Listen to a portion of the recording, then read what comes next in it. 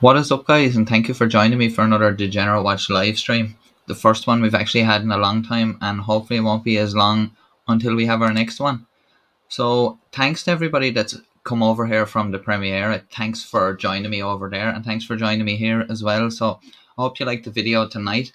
And in this live stream, we're actually going to be taking a look at some dumb criminals. So just before we start, I just want to give a quick shout out to AZ the Kid for the super chat. Thanks very much for that. It's very much appreciated. And hello to everyone also that's come over. I see a few people there from the lives or from the premiere there. I say hello to Tomahawk. And I don't know if they're, no, I think that's all that was over in the stream. But thanks to everyone that joined us. So we're going to look at some dumb criminals on the channel tonight. And as someone said further up in the comment, Angel Fraps, stupid criminals, no way. Yeah, I think they're all a bit stupid, but the ones in the video tonight, some of them I think, are just totally lacking altogether. So we'll get into our first clip here. I actually just say hello to a few people who have just joined us. Hello, King Leo there's joined us from the premiere as well. Hello to Gogo51, Adam Dennis, AZ the Kid there, Tomahawk, Angel for Animals, and Dave McGuinness. And Dave also joined us from the premiere as well.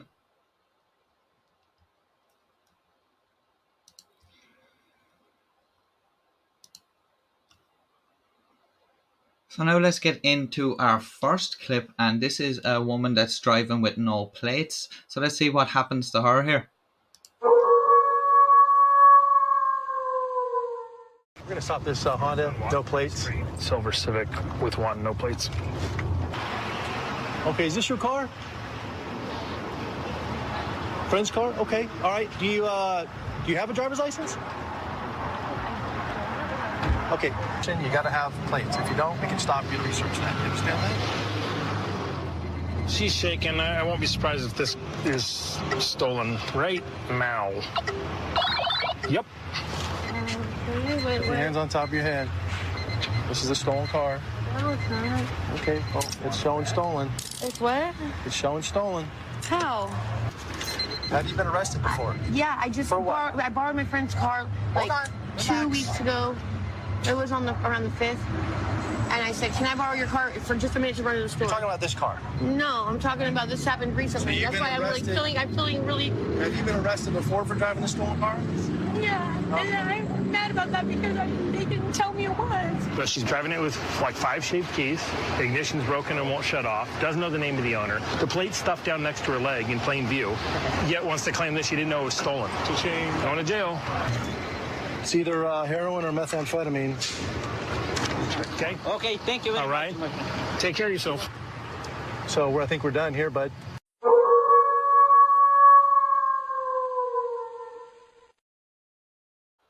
So I don't know what the story was there. Seems like she's a career criminal at the old stealing cars.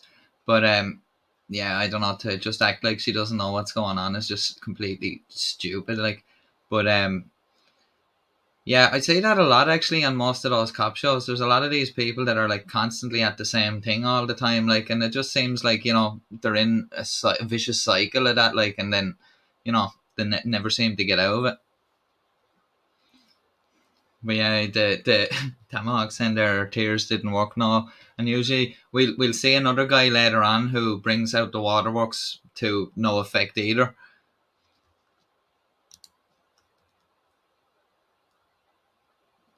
So now we're going to take a look at a clip where this is all about confusion, really, because the guy here doesn't seem to know what age he is, but he's doing some mad calculations, I think.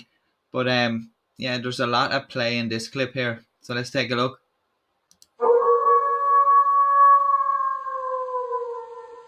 You know you can't be in the park after dark. How old are you?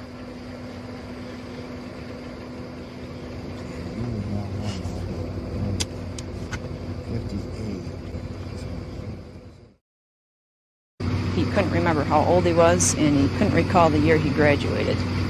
So I'm not sure if he's giving me good information or not. I was going to go drive around through the parking lot, smoke a cigarette, and go ahead and drop him back off before his old lady got out of work, because we work together. Does your husband know you're out here? No. Okay. She's got some explaining to do when she gets home. So apparently, I hope he didn't find out about it. yeah, her husband's out looking for her right now, according to her. So it's probably awkward for you coming to pick up your daughter, who's down here in the park with another man other than her husband. So I don't know how you feel about that, but I don't like it. what is your concern right now? Mine? Yes. That I'm going to be divorced and that I shouldn't probably ever drink again while I'm driving. Right. Or ever again. Yeah. Period. Or coming to the park with Right. men. Yeah. So her friend is going to go to jail. He's got a warrant, and he provided some false information. I'm sure.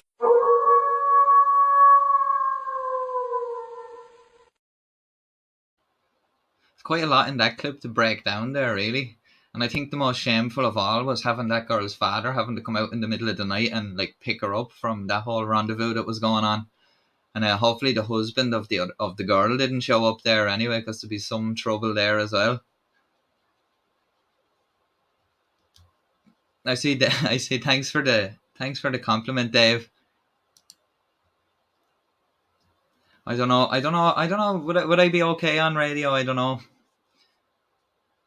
Or what sort of show on the radio, like reading the news or something like that? Maybe I could make the news seem a bit less, alarming or something like that.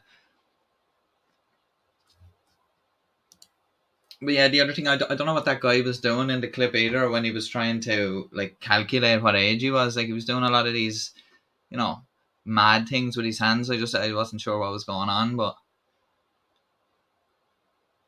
And I'm actually sitting here looking out my window, and there's a stream of people have went by in the last hour or so. So there must have been a big session on in somebody's house somewhere.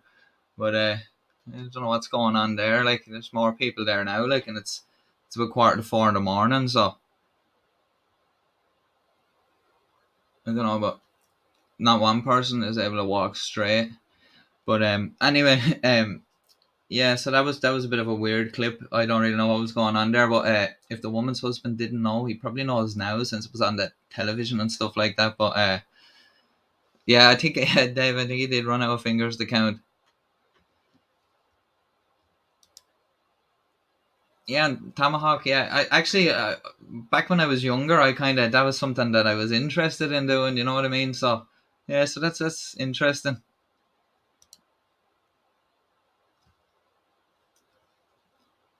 So I'm going to move on to another clip. This is another one where someone's I don't really know. This guy seems a bit like a deer in the headlights, like the police came out of nowhere or something like that. So he doesn't really know what's going on, but his attempts to try evade prosecution didn't really help him here.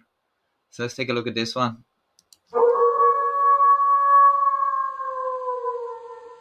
Out there.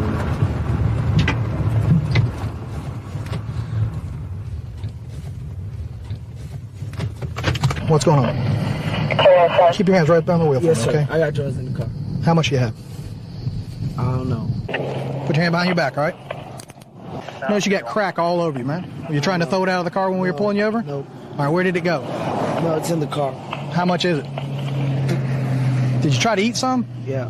How many pieces did you think you eat? I'm worried about you. I don't want you to start having a heart attack or something. I mean, how many pieces do you think you ate? I don't think I got any down. It was disgusting. I think it'd take even a hardcore crackhead a long time to smoke all of that.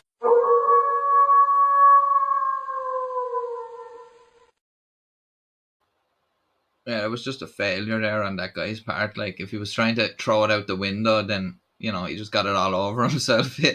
So, like, that's a good arrest there. Like, where did you find the crack? Well, it was all over his top, so I don't know. But, like, I always think, like, maybe that guy was just a mule. Like, maybe he was just, one of the transport guys or something like that. But I always pick the worst guys to do that, and I was doing it in cars with something wrong with them, like taillights busted out, tags expired, no plates even sometimes, like, or they're getting pulled over for stupid things like being on a phone or having no seatbelt or something like that.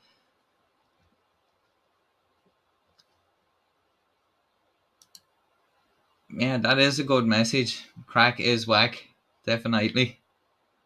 and it's actually just really bad. Like I know it's been a big problem, but big problem here in Ireland. Like in the last, well, like it's probably going on a long time, but it's like more mainstream on the news and stuff about it now. Like in the last, I'd say maybe 2 years or so. Like, but yeah, you can see it starting to seep into different places. You know. Yeah, he tried to eat it, but it was disgusting. Yeah, I don't know. But like that's another thing I don't get. Like they know how dangerous it is, like and how bad it is, like but they're still like trying to eat it. Like at the end of the day, like he's not probably going to go to prison for life. Like so would it not be better, like going to prison for a couple of years than dying? Like so I don't know.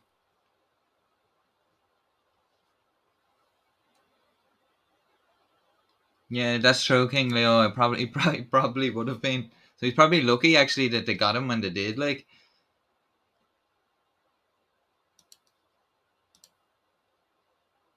Yeah, that's true, Tomahawk as well. Like the fentanyl and all. And I see a lot of things now about like this stuff coming in like from China, like, and they're just like making loads of it over there, and like they don't seem to care. Like they're just pumping it out, and like obviously people are dying, like, and it's just bad form.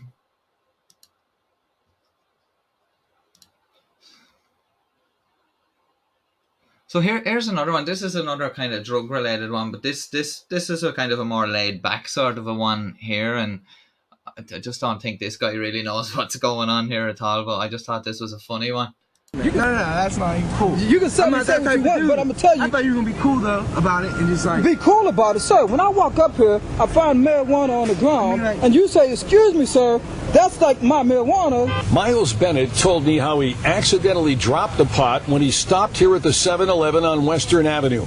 At the moment he saw it on the ground, so did Pittsburgh police officer Dwayne Osbrooks, who confiscated the contraband. Bennett then approached the officer, asking if he could have his marijuana back. I thought you can't even get in trouble for that little bit of it. You thought that I wouldn't get in trouble if I gave you back some marijuana? No, not you.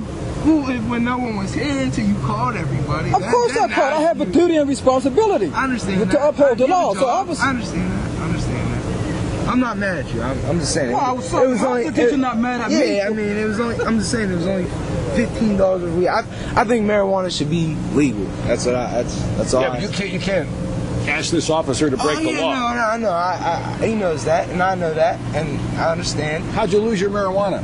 I just dropped out of my pocket.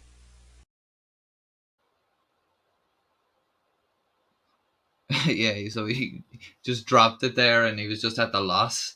But yeah, I don't really know. It was kind of cool the way that the channel got them all back together for a little reunion at the at the scene of where it happened. For a little kind of talk it out and all that. Like, but I don't know. Like, it's just that guy should probably move to one of the states where it's legal, and then he won't be getting into any bother. Like, but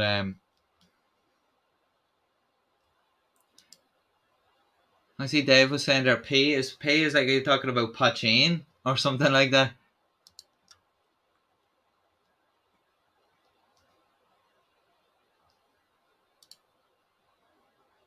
Yeah, that officer seemed pretty laid back, a fish like a girl.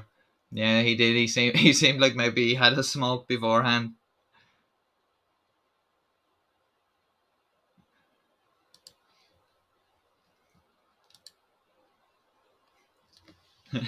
Yeah. Just anything you find, officer, I'll just take it off your hands if you don't want to be bothered bringing it to evidence,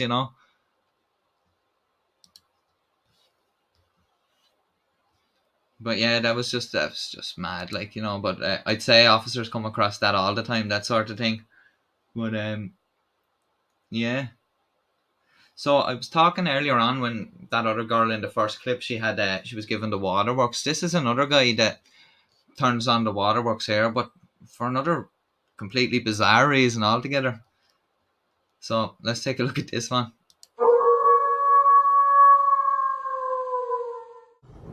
Possible burglary in progress. Did he go into his apartment or he went back in this apartment? Last word we have is he went in his own apartment. He went back into his own apartment. Oh, all right.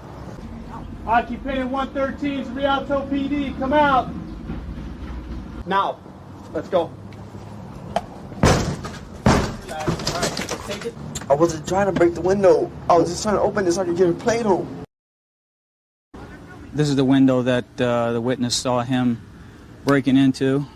Before this guy moved out, his kids would borrow some of our kids' toys, and I helped him move out. Okay, but why not go to the manager and ask the manager, say, hey, can you come over here, open this so I can see if my kids' Play-Doh's in there and stuff like that? I didn't think about that. If you could have just opened the door, just let us in, we could have dealt with this man to man. We didn't have to go through all this stuff. Don't you think that was unnecessary? Yes, but I didn't realize that.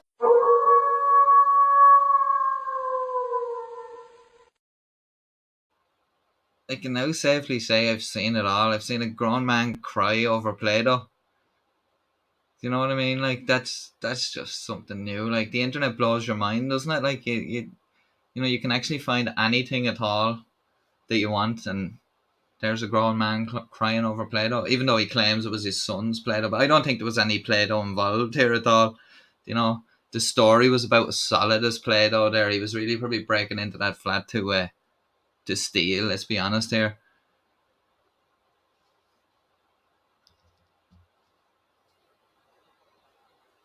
Yeah, I don't know what he thought was going to achieve by the tears, and it's mad, isn't it? Like that was the tears as soon as they're in trouble.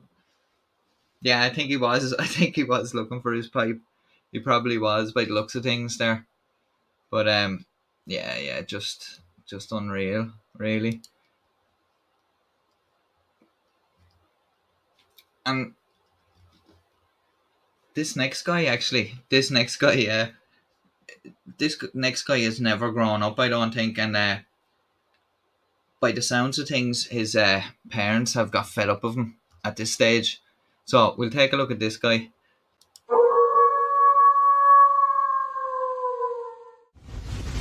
We're checking this dirt alleyway behind the local motel. A couple businesses back here.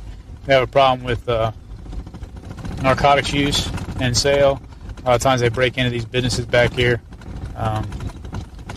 Matter of fact, there goes a white male right there. What's going on, partner? When was the last time you used? Be straight with me now. It's been about a week ago. Do you mind kicking your shoes off for me? Why are you sniffling so much? Yeah, I do got a cold. All right, you got a stem right there, brother. I just seen it fall out your shoe. I wasn't born yesterday. I know you wasn't, man. I know you wasn't. How long you been using drugs? 14 years. 14 years? Yeah. If you don't do something about it, us arresting you, taking you to jail, ain't getting you no help. You either stand up like a man, get some help, or you're going to keep smoking until you die. Can y'all call my parents and have them come and get me? How old are you? 34. And we need to call your parents to come get you. Hello, how you doing today? This is Deputy Simpkins, Sheriff's Office. I'm out here with your son, David. Right now he's under arrest. Okay, you don't want him? You're tired of him? You don't want nothing to do with your son? They pretty much said you could rot in jail. They said they're tired of your antics because you won't clean yourself.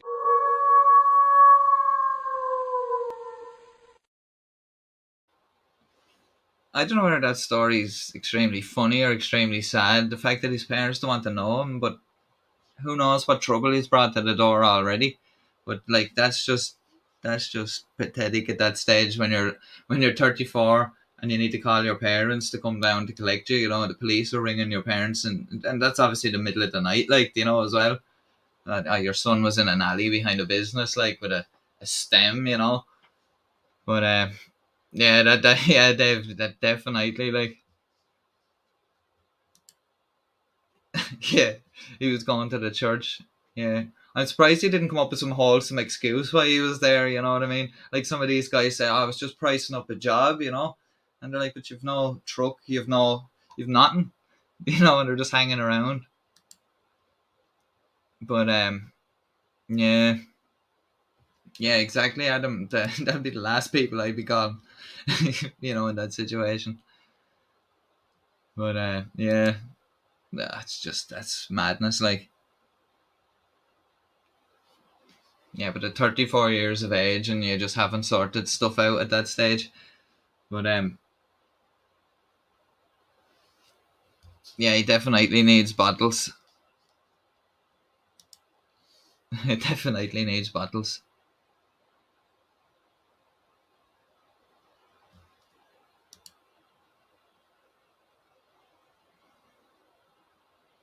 I see, and that's exactly probably the thing with that guy's parents as well, Kathleen, is that probably they've just gotten fed up of it at this stage. Maybe like he's constantly in trouble, or it's something like that, and you never know. They might be really respectable people and live in a nice neighborhood, and they don't want the police calling around all the time, and they probably put him out, and hopefully that'd change him. And yourself, like that. Some people, it's hard to get them help, like, and especially in that guy's situation, like.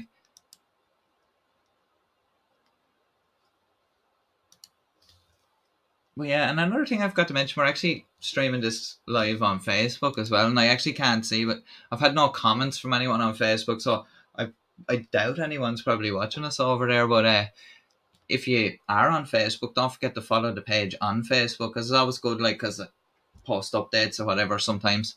Well, I usually post the same updates, let's say I'd post on the YouTube community page, but just in case, like, sometimes I might throw up some extra clips, because YouTube can be a bit weird sometimes about certain things that you post. They might end up, striking the video, taking it down or whatever. Certain content, when it comes to, like, maybe there'll be something like people getting arrested, and there'll be a bit, it'll be a bit aggressive or something like that. And then, that's breaking some guideline. Whereas it seems a lot that, like, on a fish or on Facebook, sorry, I was just reading a commenter on Facebook,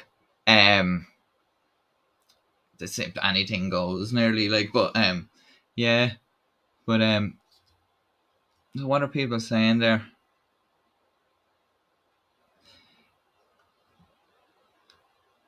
I said it's a few people saying nation or whatever there. Like, I don't know if people are a bit confused here. This is between my channel and Degeneration Nation, because I know a few people had that before, and I know a lot of people that watch my channel watch some of the other channels as well. So I don't know if sometimes people get a bit confused, but hopefully we do sound different. But yeah, it was kind of weird when I first started the channel. There was a lot of people kind of saying stuff like, "Oh, you're trying to copy and all and whatever," and stuff like that. But it was never intended that way at the start. Like, in the first place, like, there was a whole kind of thing that went on at the start, and I don't know if a lot of people know, because it wasn't a real, it wasn't a real thing where I was talking about it or anyone was talking about it as such. But some people were like, had said it to Degeneration Nation, and I contacted him and spoke to him about it, and we had it out that way, that it wasn't there was nothing intended by it, that I was trying to copy or piggyback or anything like that. So I know some people still get a bit confused by it, and at the start my intro was similar and stuff like that, so I was just kind of finding my feet for the channel. And oh, that's all right. I was just saying fish like a girl just commented there. I'm not confused, I swear. No, I hope there's no confusion with anybody there. And that's why as well, like I was explaining at the start, that on my channel as well, yeah, I do cover frauditors, sovereign citizens and stuff like it, because I find all of that interesting, and I just find it, like, you get some of that over here in Ireland with sovereign citizens and stuff like that, but it's not the same thing. And the thing, it's more exciting in the States as well, because you have tasers and stuff like that. Like, I know some of the guards here have it, but you don't really have those sort of situations. So you know what I mean, like, I like that sort of content, and kind of, like Karens and stuff like that. But I like to do some other content that I do on the channel as well, like, some of the, like, special episodes about different things and all. And we had the P Barnes Award, so hopefully I like to keep it different, something different, because I like the people that come to this channel, like, that I'm not doing the same videos or covering the same people as somebody else. I try to do it that way, so that, like, there's not everybody's doing the same videos or whatever like that. But yeah, I see Adam was saying, yeah, and that's what I like to think with my accent. And then I have been accused at times of having a fake Irish accent, but I don't know. This is just how I sound, so I don't I don't really know, like, what that's about. But yeah, I don't know if I can't really do accents, like, so I don't know.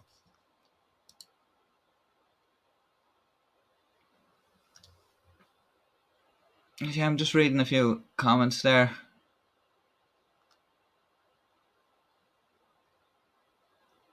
I've got a good few people watching tonight as well. So just again, thanks to everybody for joining us over here. And it's the first live stream we've did in a long time. I can't even remember when the last one I did, but I'm going to try to do it more regularly and, kind of do stuff like this, look at different clips and all, and then be able to give a bit of an update for stuff that's happening on the channel and all like that. But I have a couple more clips here left to go. And let's see. So this one is another one here, and this is a bit of a weird one as well. This is one of those. Have you ever watched those channels? Like, probably actually the best one to say is, have you ever seen, Chris Hansen's show To Catch a Predator, where they set up a sting to go after these online predators that are grooming kids? Well, this is a sting that was set up by, the police themselves. Like, so there was no YouTube channel or anything like that involved with the sting at all. The police did it all themselves. So I'm gonna just take a little look at this, and this guy was just cut straight out. So even trying to deny it was just pointless. So we'll have a quick look at this little clip here now.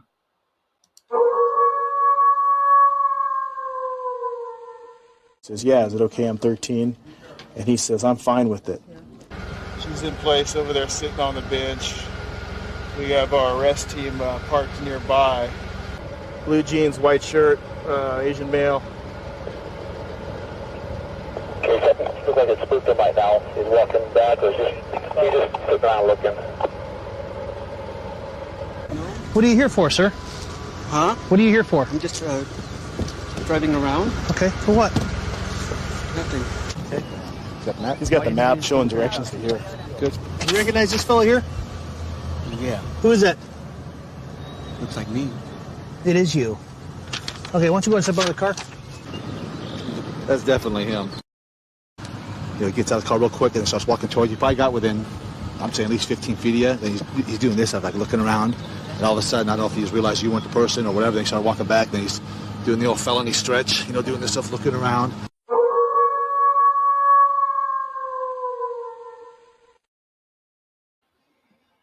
And that guy was kind of like, what's your man, Tom Selleck with the with the moustache there or whatever.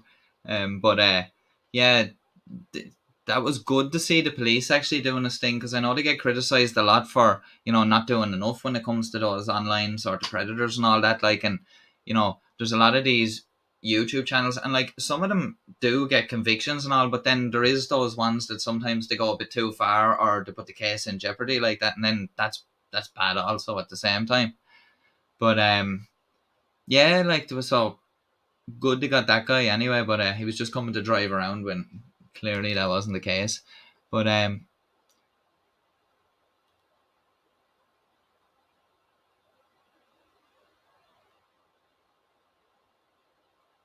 I just seen there, Mitchell had a comment there. He was just saying about, yeah, I don't agree with that, with people coming on and doxing people and stuff like that, and like it's just stupid. Like, you're just trying to bring a lot of trouble on somebody for just because you have some sort of a problem with someone or whatever like that. But it's kind of like that with, I know it's not the very same, but when these frauditors and all try to get like, oh, I'll get the police badge numbers, and they're always saying like, I'll get their salaries, their addresses and all this, and like, for what? Like, to post online or something like that, so like, why would you want to do that? And I think we actually seen that. I can't actually remember, but I recall in a video that I did a while ago that the same thing happened to like some officers that were involved in a case. Like, somebody that was involved in that was actually doxed some officers, like, and their family ended up getting some, like, abuse over it and stuff like that. So yeah, that's not cool at all. Like,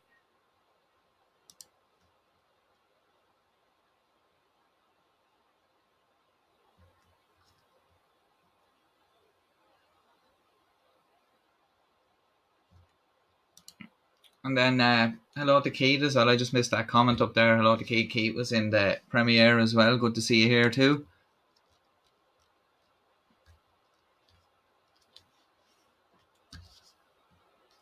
Yeah, that is a 1970s Tasha, all right.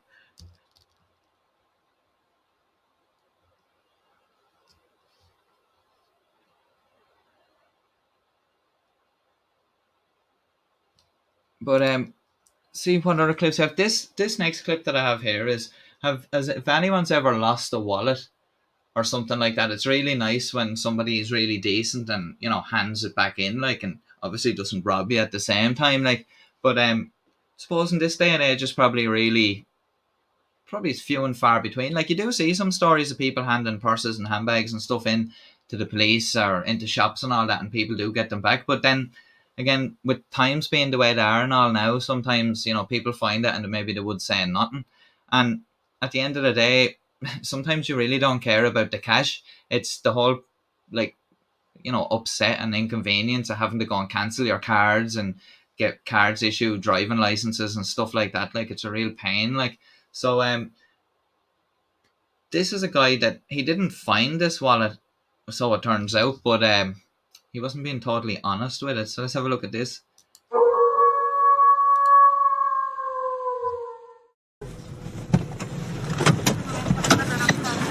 What's up, man? Stand in front of the car, please. Stand in front of the car, please. Keep your hands out of your pockets. How you doing tonight? What's your name? Gary. Where do you live? Nowhere right now. How old are you? How old am I? 50. Yeah. What's your date of birth? 57. That wouldn't make you 50. Yeah, I'm 50. 51, as a matter of fact. Okay. What? I'm going to be straight up with you something. Okay. This is Don't my run a wallet whole line. here. And this wallet I just found at the bus stop. Keep your hands out of your pockets. Okay, this is mine here. Okay. All my life, I always thought karma as a myth. The last 5 years, I really believe in it strongly, man. You do good things to people, and good things happen, man. I really believe in it. But there was no cash in it, huh? I ain't right. It was about $14 in it. That's it? Would you like me to return that? Well, I think it would probably be best. Yes. I figured the guy would probably give that to me anyway when I return it. You're going to give him his wallet back, but you're just going to charge him like a $14 service fee? I'm on this. I hear you, man. No, I hear you. Hey, how you doing, man? Nice to meet you. Hey, when you were at the bar, did you have any idea who may have pickpocketed you? Here's the good news, man. The good news is you're only 49. Here, this whole time, you thought you were 50.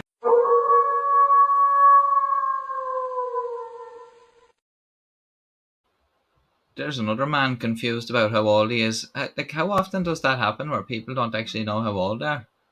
It seems to be a common occurrence there with some of these criminals. But there again, he was taxing him $14 for, the safe return of his wallet, which wasn't really a good move there, I suppose. But at least the guy got his wallet back and his $14 as well. But yeah, that's absolutely crazy.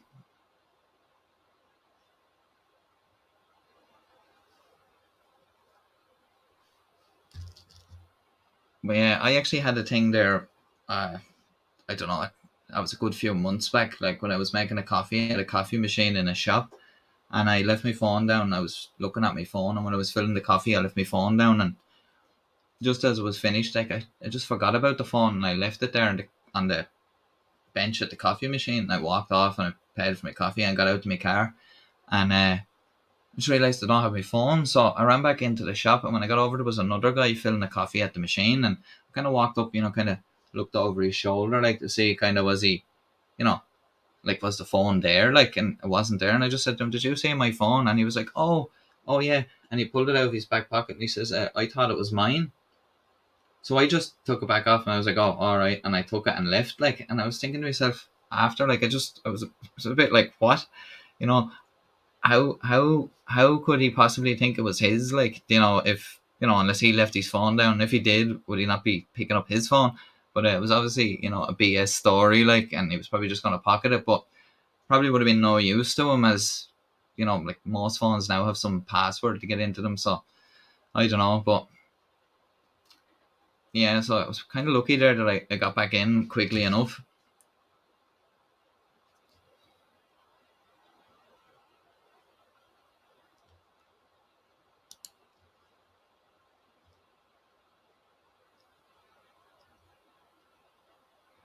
But yeah, so I just wanted to say there, I have a few videos coming up there soon on the channel. We're going to be having another, obviously we'll have more frauder videos. I'm hoping to get find another sovereign citizen video and do one on that. And I have another one done that we haven't really covered on the channel before. People, I wouldn't say really freaking out, but people, acting out, I suppose, on airlines and stuff like that. There's been a few of those, and especially now with like restrictions and all around the world, there's been a few people kicking off at airports over stuff like that as well. So we'll probably do some videos on that as well. But the Road Rogues 8 will be a dash cam special, and I was talking about that a while ago that I was going to do. So we're going to have like some dash cam videos in it, but yeah, it's just mainly because there's a lot of scams that go on. Like there was one here in Ireland. Like I'd say it's going on in other places as well, but where there was people, deliberately staging accidents and stuff like that, or deliberately causing accidents to claim off the insurance, and a lot of people were saved a lot of heartache from actually having dash cams. So, you know,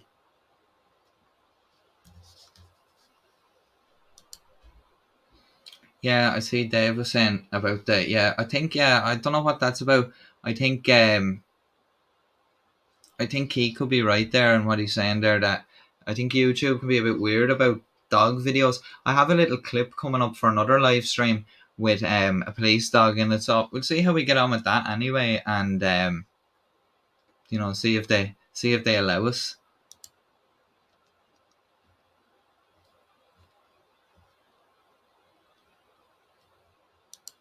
Yeah, I think so with that as well. About the vaccine mandates and all. I think that's going to be a bit crazy now if companies start doing that for employees, because I know some people will choose not to get a vaccine or whatever, and in that case what can happen is, like, if they're making it like a condition of your employment or something like that. But yeah, that'd be tough for some people. And I see over here now with some of the restrictions easing, some people are starting to go back to work in offices and stuff again like that, and a lot of them probably don't want to go back because you're kind of used to working at home now for the last while, and a lot of them are saying like they have a better balance of life working from home.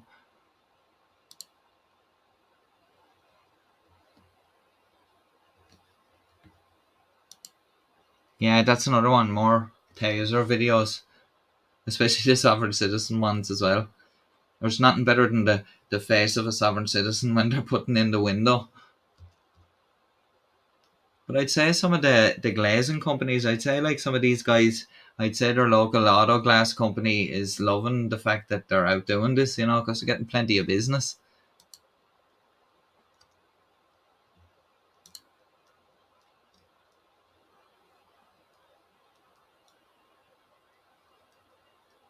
And thanks very much, King Leo, for the super chat there.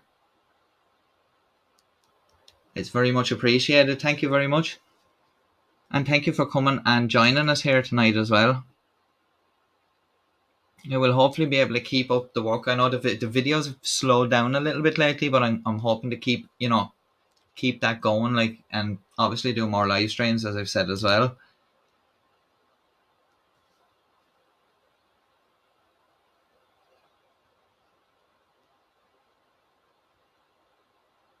Yeah, I see Mitchell is saying there that they hope to make exceptions for people who have a legitimate medical reason for not getting the vaccine. And yeah, like I'd like to think that too, because there is some people out there that may have or they could be allergic to something that's in the vaccine, or for whatever reason they can't have it. Especially people with maybe certain illnesses, or that are going through certain treatments at the moment. Maybe they can't, and maybe they're still able to work. So yeah, that would be a thing. That kind of, it should be a bit flexible in certain terms, like.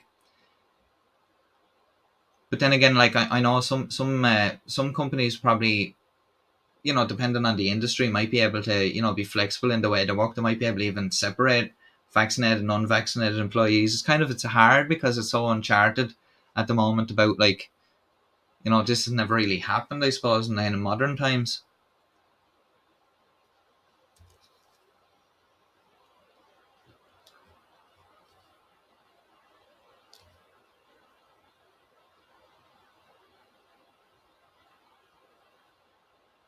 No, it's just reading some of the comments there.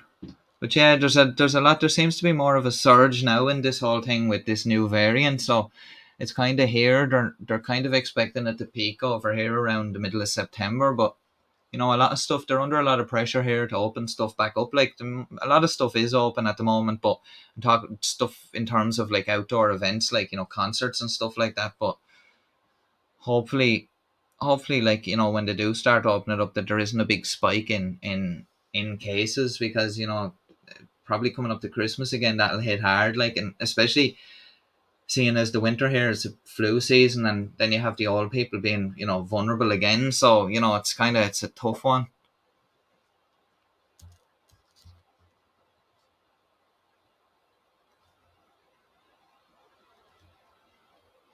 Yeah, it seems there. I see Go51 is saying there that he's from Texas,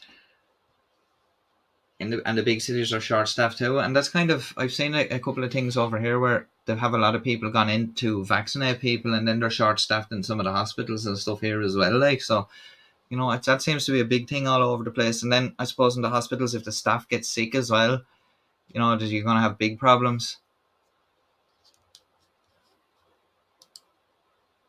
And there, Cobra was just saying there about, yeah, that's madness what's going on over there in Afghanistan at the moment. Like, so there's only a couple of days left now until the 31st deadline. So it's going to be interesting. Well, not interesting, like, I don't mean interesting because it's obviously not good what's going to happen when we can be sure of that. But, you know, it's kind of, you know, it's mad to watch, like, you know. So I'd say a lot of the people that got out when they did are, you know, absolutely like thrilled, because, you know, I couldn't imagine living under the Taliban over there now. You know, it's just madness, like, over there.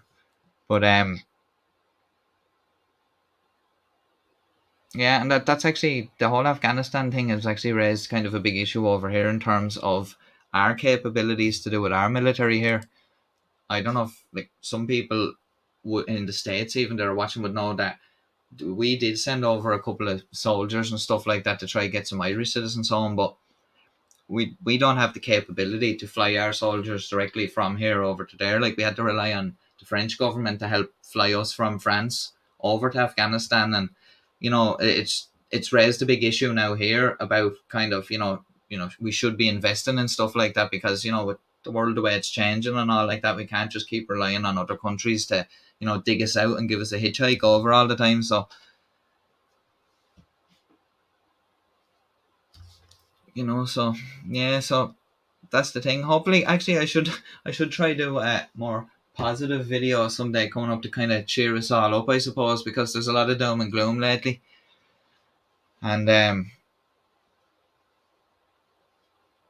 yeah, and then exactly what Tomahawk is saying there, like, anybody, I suppose, could have seen that was going to happen over there. That even in the weeks leading up to it, I was looking at what was going on, and I was saying that the Taliban were taking over these districts, this town, this village, and I just said to myself, like, they're not going to stop, like, you know. And, you know, maybe something should have been done then to kind of stop them in their tracks, but I don't know. It's a really tough one. And then again, Biden said, and this is probably one thing that I'd agree with, that, you know, whenever you would have pulled out of there, you were going to get chaos. But at the same time, is that, I don't know, like, you know, the way things went down, and I don't know if that level of chaos was what was expected. But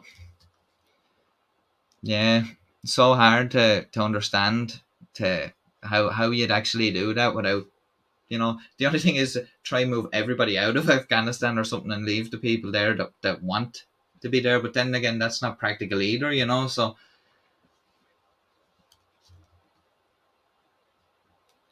but yeah. So moving on to another clip that I had there. This I think this could be the last clip that I have. I'm not quite sure. I might have another one down the list there, but this clip here is this is a bit different than the other ones. This is about this is from a while ago as well, but I actually just came across this and I thought it was a bit weird. But I was looking for updates on this particular case and I couldn't find any. So I'd be interested to know, and then if anybody knows. So this happened in Boca Raton in Florida, and I'd like to think that this woman ended up going to jail for this, but I'm not quite sure. But if anybody knows any information about it, let me know. But we'll take a look at this here.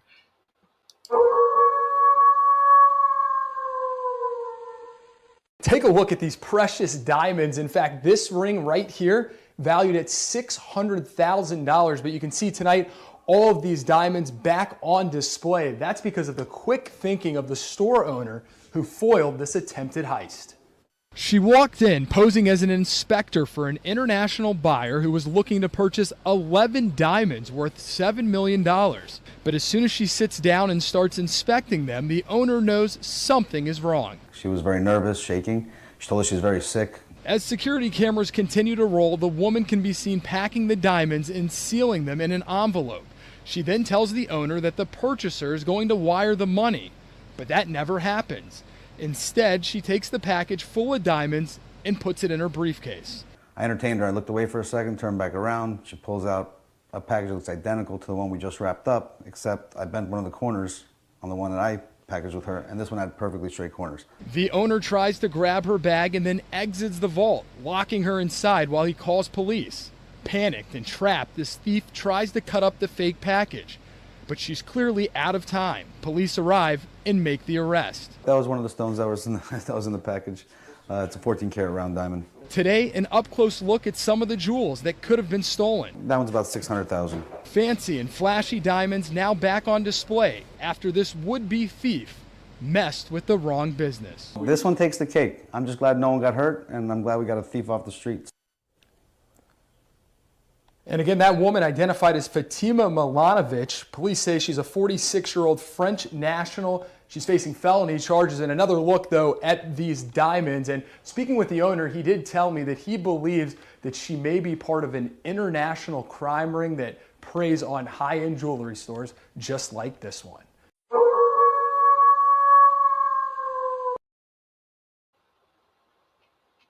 Yeah, so as I said there, I don't actually know what happened in the end with that. There's been no updates on that case since.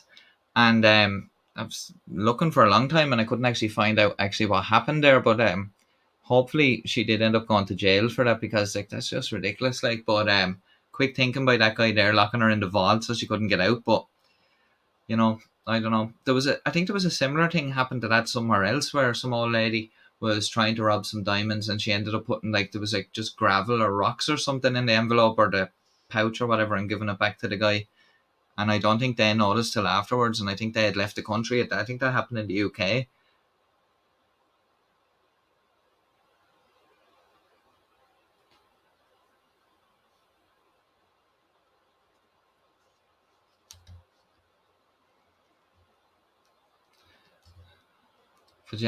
But But I'm just looking at some of the comments. Yeah, it seems like, everyone's agreed on the fact that the whole thing with the whole Afghanistan thing is that, either way, it was a no-win situation. I think that's the best way that sums it up. But, tough one there, tough one. But, yeah. I've seen another thing there as well that I can't understand recently. I don't know if there's many people here that use TikTok. I don't use TikTok myself, but I've seen the last week or so there's this new thing called the Milk Crate Challenge. And I think TikTok have actually banned that now on the platform, and I think probably wouldn't get away with it on YouTube either. But if you don't know what it is, it's basically where people stack up milk crates, those kind of flimsy weak milk crates, and they try to walk up a pyramid. You walk to the top and then you have to walk down the other side in kind of a pyramid shape. And there's actually, it was in the news here the other day that doctors were actually warning people not to take part in it, because if you fall backwards and land on your neck, you could break your neck and die. So that's not good. So I don't know where these stupid challenges come from. The ice bucket challenge was okay. It was a bucket of ice water, and a lot of people were doing it for charity, for a good cause. But this is just stupidity, just for a clout on the internet or whatever like that, which is just ridiculous. And I won't even attempt to show any of it here, because it'll probably get the whole thing shut down. But yeah, it's absolutely I don't know where people come up with these ideas. It's really like let's find a way to injure ourselves as quickly as possible. But I don't know, And when you think you've seen all of these stupid challenges, something else comes along as well. It's like that whole Tide Pod challenge thing where people were biting into those a while ago. But you know, it's crazy.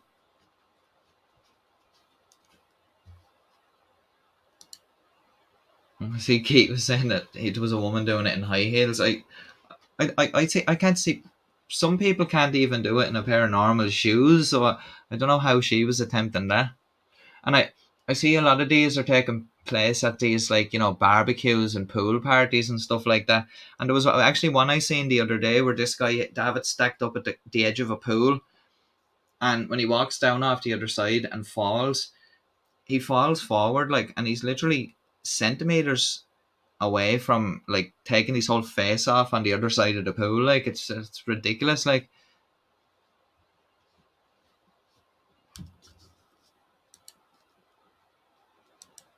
and hi there to Dave for joining us. Good to see you here.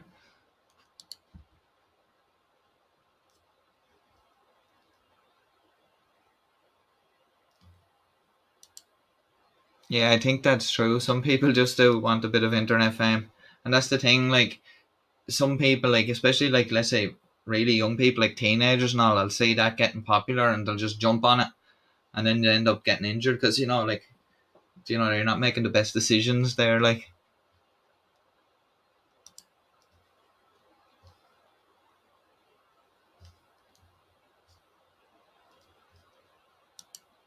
I see there, Cobra Cobra's a big fan of the Paddy videos.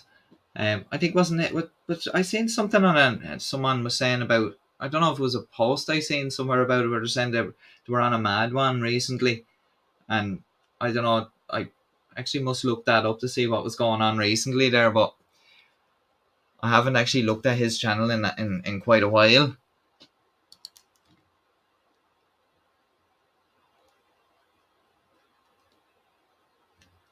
A shout out there to Damien Paxton there in Australia as well, all the way on the other side of the world. So I don't know what time it is in Australia there, but it's very early hours of the morning here in Ireland. But yeah, Australia, that's a place that I would love to see. There's a lot of nice places in Australia, and there's, I don't know, like the Barrier Reef. There's so much like that that you can't really, you know, list them all. But that is a place. But I'm not great on the flying, like, I suppose. So I don't know if I'd be able for that flight, but I suppose, you know, it'd be worth it. But and it's interesting to see there as well how many people are watching from different parts of the world as well. I'd say, like, probably the majority of viewers of this channel are probably in the United States. I'd say we have some probably from Ireland as well for some of the Irish videos that I've done or whatever, but I'd say the majority of people are probably from the United States, I'd say.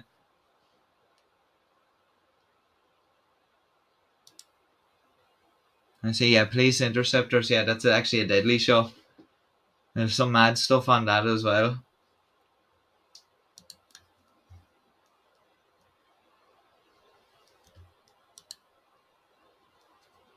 Yeah, there's I think I've one or two that he might be maybe in further down on the channel there, and they were done probably a good long time ago. It's been a long time.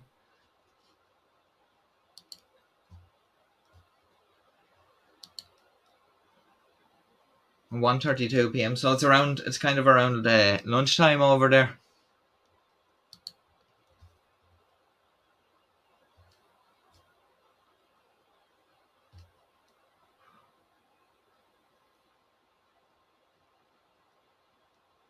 There, I kind of lost where I was in the comments I was looking down through, and they kind of just got away from me there.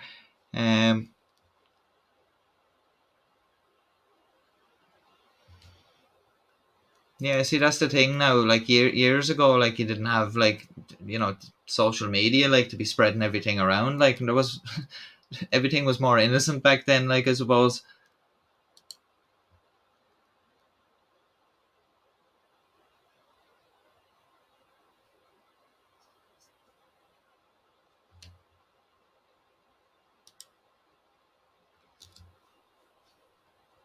Yeah, like I haven't. I like the last video I seen.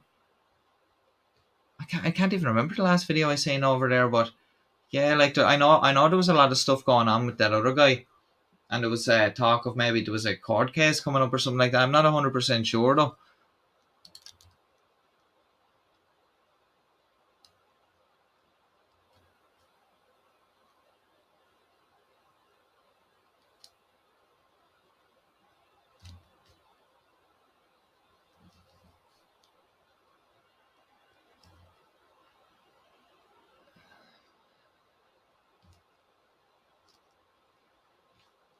And so there's a few people there saying we're there. I see Mitchell's there watching us from the United States, and Gogo's watching us in Texas, and it's 10:34 p.m. in Texas, so it's still so you're watching me in the future, as it's I suppose it's Sunday here over in Ireland. So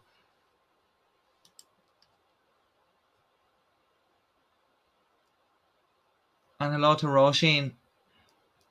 Gwitch to you too. And are you watching us from Ireland up late like myself, or are you watching us from somewhere else?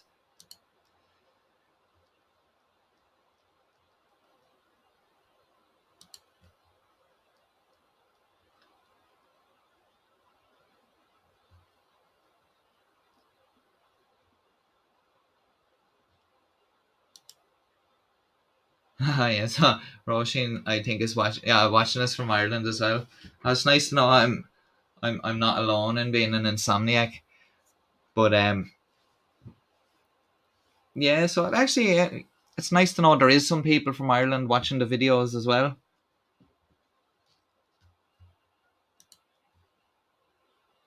And Tomahawk's watching us there from California.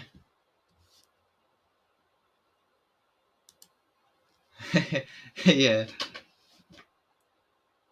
suppose would you consider a culture just someone from outside of Dublin, or just somebody that lives in the countryside in general? Like, because I'm not quite sure myself.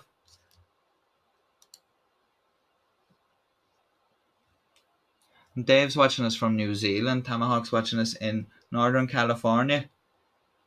And hello to Harley Quinn there as well. It's a long time no see. Watching us from Seattle.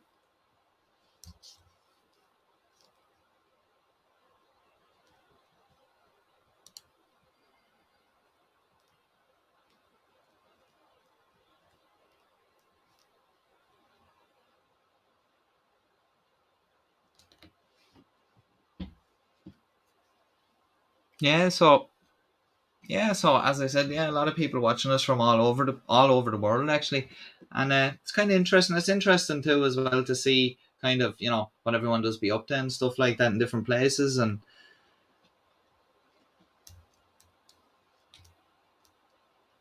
I'm hoping everyone's having a good weekend as well.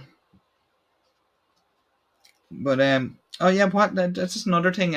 Actually, someone that follows us on Twitter actually kind of sent this to me a while ago. Now I know some of you have probably already heard about it in the on other channels and stuff like that, but it's about the Minnesota Guardian getting arrested. And what do you guys all think about that one there? Because it seems that there's an awful lot of these guys that do that seem to have criminal tendencies. Like there's all these things going on, or there's these cases, or stuff's happened in the past and all, but now they're out trying to protect everyone's rights and stuff like that. But how about not committing crimes and stuff like that? But yeah, a follower on Twitter kind of sent that to me when it happened, because I hadn't come across it, and that was, I hope they don't mind me shouting out them there. It's Speedy Tomato. So thanks for that. And yeah, I just thought that was a bit crazy there. Let me see there. Can I get that up?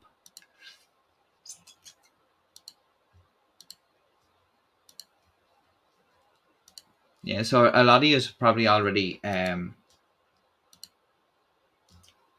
probably already seen that. I think some other channels actually covered that.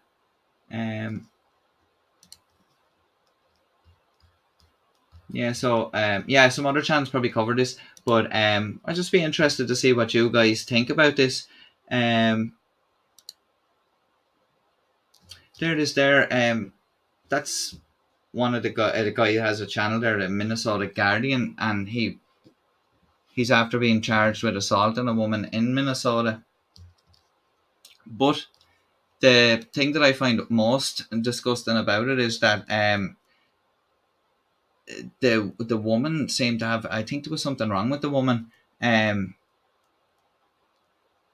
Yeah, the police were there dealing with somebody, you know, a report of somebody with a mental health issue. It was probably a welfare call, I'd say, and of course someone had to be there filming, and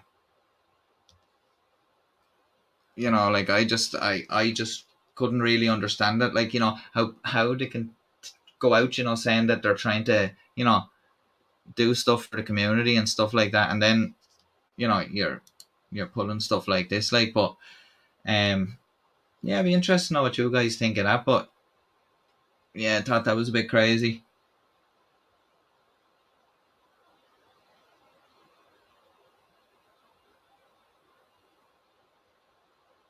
And I wonder there, because it was saying there that he had a Crown Victoria vehicle used by police, and he had tactical gear. So I wonder, like, is he going to be done with impersonating a police officer as well, or trying to do that as well, like, you know? When yeah, Tomahawk, yeah, that's what I thought was the, like, you know, it's bad as it is, like, but well, as bad as it is, like, I absolutely, you know, can't believe that, you know, that was the actual thing. Like, it was just, that's unreal, like.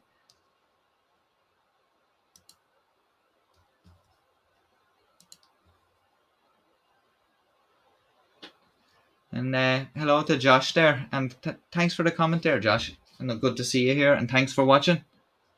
And I'm glad you're enjoying the videos as well.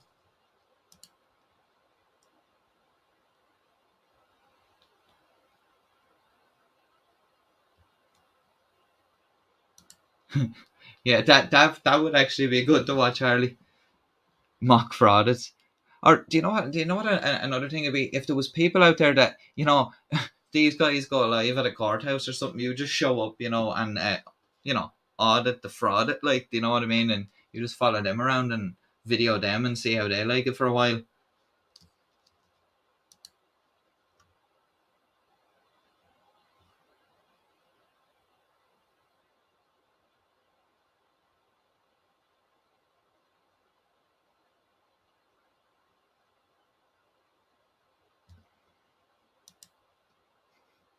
Yeah, that's yeah, it's some of that stuff is bordering on scary, isn't it? Like, you know, with some of these things that goes on in their heads, like. And actually, further down in that article there as well, it actually goes on to say that as I was reading that, I found that interesting. That, like, this is some of the stuff he's done before as well. Along with his so-called collaborators, he's interrogated customers at the DMV, the post office, and he walked into Bloomington City Hall wearing a flak jacket. You know, confronted worshippers outside a mosque. You know, like, created a stern the lobby of a bureau of criminal apprehension. So, like, you know, it's really just, it's just to cause a stir, really, like, you know, and nothing more, like, but yeah, crazy, like, it's just mad, like, you know. So I don't know what's going to happen with that guy there, if that's probably the end of that situation there with him doing that, like, but you never know with these guys. But yeah, so yeah, I just thought that was a bit mad, like, that, you know, he's just, yeah. But another story I actually seen there, this one, I thought this was interesting.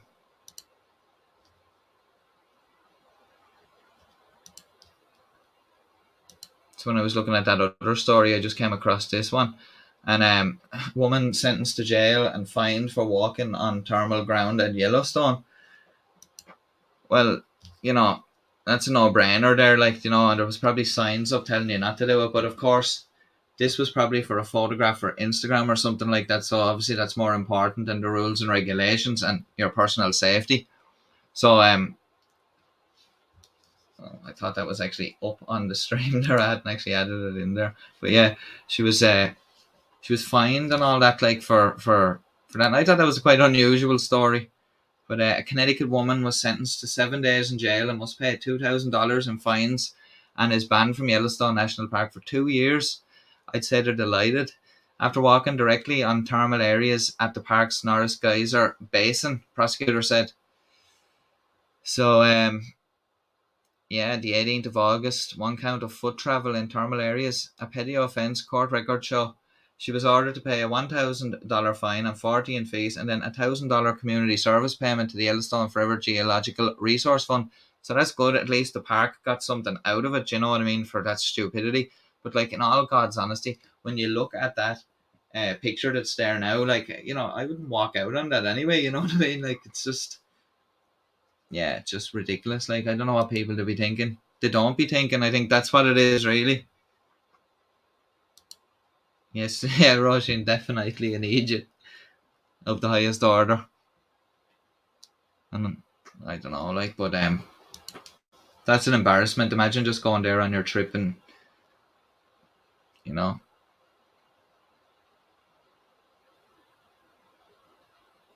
Yeah, like their spokesperson was saying the ground is fragile and thin, and scalding water is just below the surface, which can cause severe or fatal burns. Like, there's kids in a creche, like, that know that, you know, thermal areas are hot, like, you know. So I just, yeah, people are stupid, Harley. Except us here, like, obviously, like, we have the common sense has prevailed here.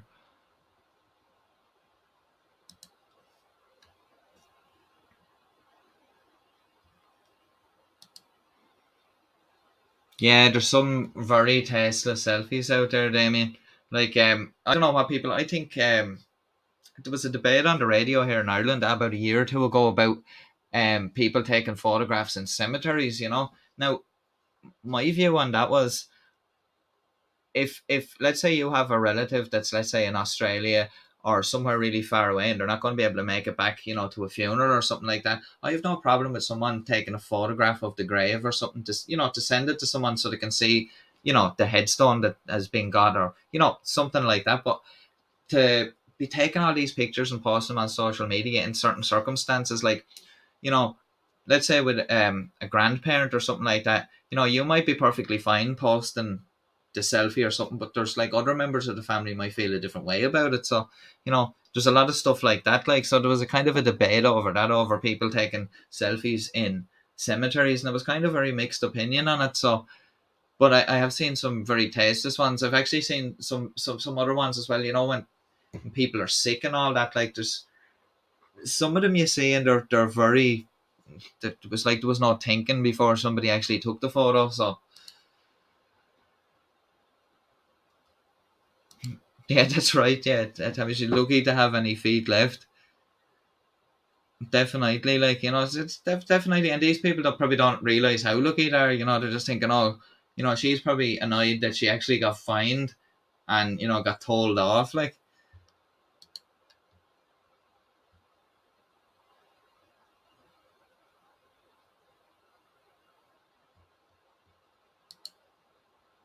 yeah, and that's the thing too. I guarantee you, in Yellowstone, because it's such a big popular park and there's so much foot traffic through it, that, you know, they're gonna have areas marked off that you can walk in, and there's probably maps you get and stuff like that. Like, they're probably big on safety there. That, like, you know, it's in your face.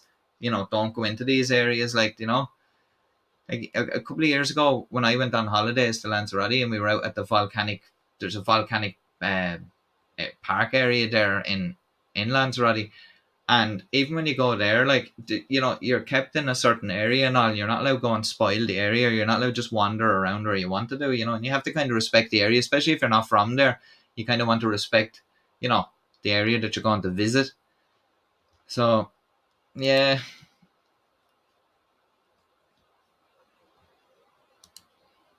Yeah, exactly, Mitchell. Like, if you have a valid reason to be doing it, like, or, you know, it's tasteful in a way, like, you know, or it's for some purpose like that. But this thing of just doing it for the sake of it, you know, because you do see some posts on social media where it's literally like, you're looking at it saying, why are you even posting that? Like, you know, what's the point? Like, you know, it's crazy. Like, you know, but you know, nothing seems to be getting better. It seems to be getting, like, when you think, you know, people can't get any worse on social media, it's something else comes along then, like, and just, you know, blows that out of the water. Like, so yeah.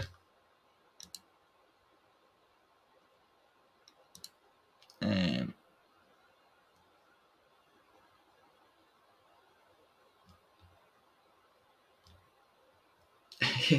yeah, Karens will Karen. Karens will definitely Karen. And I haven't actually done a Karen video in a while. Actually had a yeah, I actually should do a Karen video sometime soon. But there was an awful lot of Karens were born during the pandemic as well, I think, because you know, with being, you know, the masks, stuff like that, queue different, you know, with queues and stuff like that, maybe places not having stock, I'd say the managers will run off their feet with Karens, you know, requesting their presence. But yeah, like yeah, I'm just trying to see. I had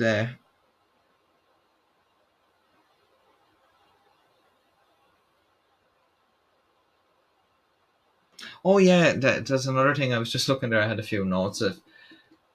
Um, I'm gonna do a comments video as well on. It's just like I had said I was going to do that a good while ago, but only recently when I was the last Frauder compilation that was done there was an awful lot of crazy comments on it. Like, and I'm not talking about from the channel viewers here. I'm talking about from people that, like, you know, were sympathizing with the frauditor in the video, and I just thought, like, some of them were crazy. Like, do you know what I mean? I was thinking, like, how are you even thinking that way? So I just thought I'd do a bit of a video highlighting some of those comments and kind of, you know, break down the stupidity of, like, what they're talking about there, because, you know, it's just like, and that's another thing actually. Like, a lot of people, and I'm talking about people that, like, you know, sympathize with frauditors and or just anti-police people or whatever. Like, yeah, like I agree. There's times that the police make mistakes. There's times that, you know, because there's, in every profession you're going to get bad people. Like, you know, regardless how good the vetting and training is and interview process or whatever, you're going to get bad people that are out for their own, you know, agendas or whatever. So, like, yeah, I do agree. Bad stuff goes on in police departments, and, you know, I'm not, by doing the videos showing, you know, stuff happening, that's just the video that we're doing at the time or whatever. Yes, there has been stuff out there, like, because some people comment and they're like, oh, what about all the bad stuff the cops do? You know, as if I'm unaware that, you know, bad stuff happens, like, you know. But at the same time is that, you know, we have a certain thing here where we look at those things where people are being stupid, you know, in police interactions and stuff like that. But, like, you know, for balance, sometime I might do a video showing some, you know, police stuff and actual stuff where it's not just, you know, someone's accused an officer of something and then nothing's happened about it. I'm talking about where something has actually happened, you know, or maybe, you know, you see that sometimes where officers are involved in, you know, supplying of drugs, or, you know, like in Ireland we have, you know, a corruption problem at times. um you know, a while ago there was the whole thing with penalty points. Penalty points is like a thing you get here. You know, like if you commit offences when you're driving, like, you get points on your license. And there was stuff with penalty points being, you know, wiped off for people that were, in with certain Gardaí and stuff like that. And there was a whole, that's actually, you could probably do a whole video on that particular thing that happened here. Because there was a lot of, you know, dirty tactics and all that went on in that. But yeah, there's corruption everywhere and stuff like that. And just because the video that, you know, that person's watching at the time doesn't suit their, you know, anti-police attitude, or because they've, you know, been wronged or whatever like that, they, you know, would say that, you know, it's a bootlicking channel or something like that. But, you know, I've never once said that, police, you know, that never do anything wrong or anything like that, because, you know, there has been those cases. And I see Roshi in there. Yeah, yeah. There's definitely no corruption to see here at all. But yeah, there's been a fair litany of things over the years here, like with stuff up in Donegal and down at actually I think it was over in your neck of the woods, the whole Shell to Sea thing that time. There was a lot of bad stuff went on down at that, like, and that happened a long time ago, like, and I think I was too young at the time to be, following it as closely. But yeah, like there was a lot of bad tactics that went on down there.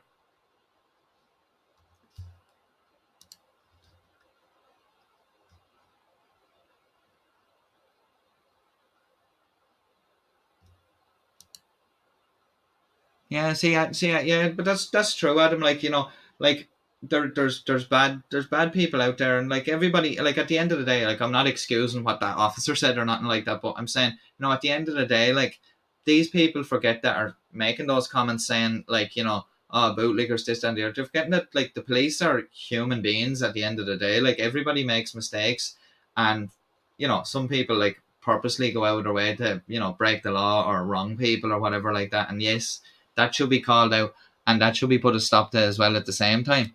But just because we feature videos that show, the police, in a positive light, or the police actually doing their job, like I just don't understand that. But whatever, anyway, But gonna do a comment video on that other one, as well.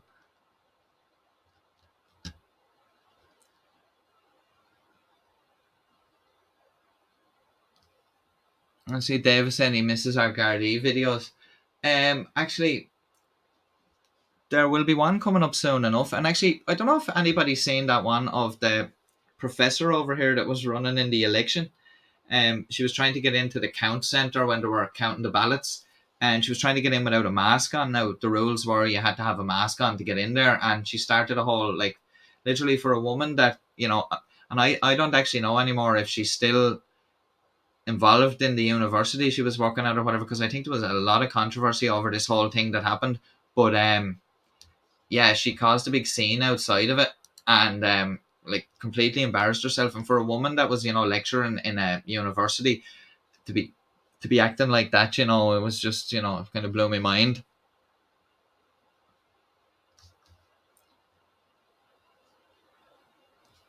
And that yeah, and that's definitely a thing. Like, um, in some of the videos, even like in the P Barnes Awards video there, I tried to show some of the more positive sides of policing, because as I said in that video, a lot of people are, saying that, the police just don't do anything all day, only try to, rack up money, try to just, get a kick out of doing wrong to people and this, that, and the other. But as we seen in that video, and as we seen as well, in some of the clips in that, there is a positive side. Like, and every day out there, even right now, there's probably an officer doing something to help somebody out that's not exactly, chasing after a bad guy, but they're, they could be helping an old lady or whatever. Like, in fairness, like, to the Gardaí, there was an awful lot of good work done during the pandemic, where they were actually going around and picking up medicines for older people at the chemist and bringing it to their house and stuff if they couldn't travel, and to keep them kind of isolated so they didn't catch the virus. So I actually thought that that was some good work. That was actually a nice thing to do for some people, because I know a lot of old people were kind of, very scared around it at that time and all. So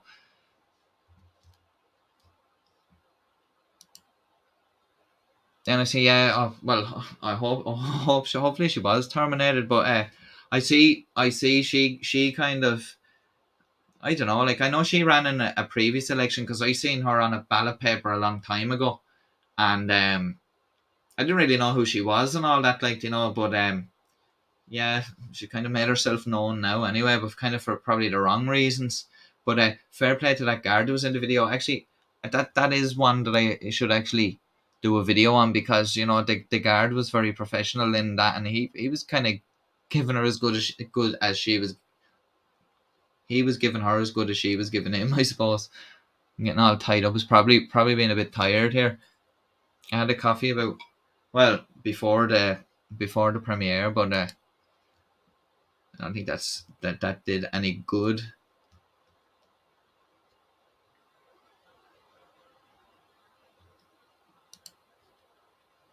I see there. Yeah, see that's the thing, Harley, as well. Like that a few people have actually said that. Like I just thought this was mad as well.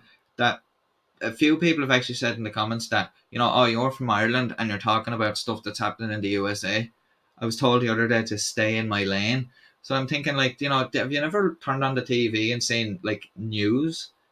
Where like people from like every country has different networks and their own, like, are they oblivious to the fact that people from other countries talk about stuff that goes on? That's how people find out about stuff. Like, and I don't know, some of the that's like the level of comment I'm talking about. That was on that last video. Um, and I'm saying, like, it doesn't matter where you are. Like I have no problem with people in the States talking about stuff that goes on in Ireland. It's good to hear different takes and stuff on things and from a different perspective, especially people in another country. And also as well, I find that, like, sometimes when I do videos on the Gardaí or I do videos on stuff that happens in Ireland, people in America find it interesting because it's something different. Like, it's something, just not what they're used to or whatever like that. So yeah, but this thing, and as well with the thing about the laws as well, like, even when it comes to stuff like that poster 7 and all that, like, you only have to read the thing to, and you understand what they're getting at in it, like, but they only select certain lines out of it and then say, oh, but look, it says this, like, and it doesn't work that way, like, but whatever. But there's a lot of confusion as well with some of the auditors. Like, they'll say certain things and then they'll contradict themselves, or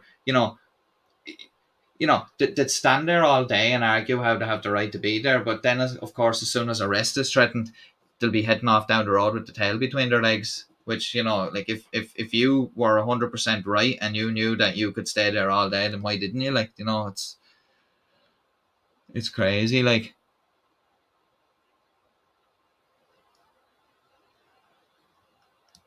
Yeah, and Susan saying they're scary how dumb some people can be. It really is, especially with some things that you actually think yourself are common knowledge among everybody, and then somebody's saying, "Oh, I didn't." You hear, and you're thinking, "I thought that."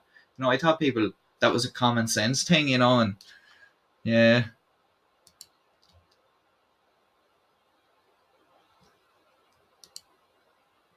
Yeah, that's what I was saying there. Like, it was really helpful to have that as well, because, like, I know people in my own that live nearby me. Like, they were very sick. The both people, and the husband was the guy that used to drive everywhere. And he was sick as well. Like, they both have health conditions and stuff, and they couldn't actually go out at the time. This was during the very start of the pandemic, and if it wasn't for the guards actually coming up and dropping them off supplies and stuff like that. They were even actually going and grabbing people some shopping as well. So, like, that's some good work, like, and that really did help out. And as much as people were complaining about having to go through the checkpoints on the roads and all that, I think kind of the inconvenience was balanced out by the kind of the good work that was being done, for older people and people that were vulnerable. But just trying to catch up on a few of the comments there. But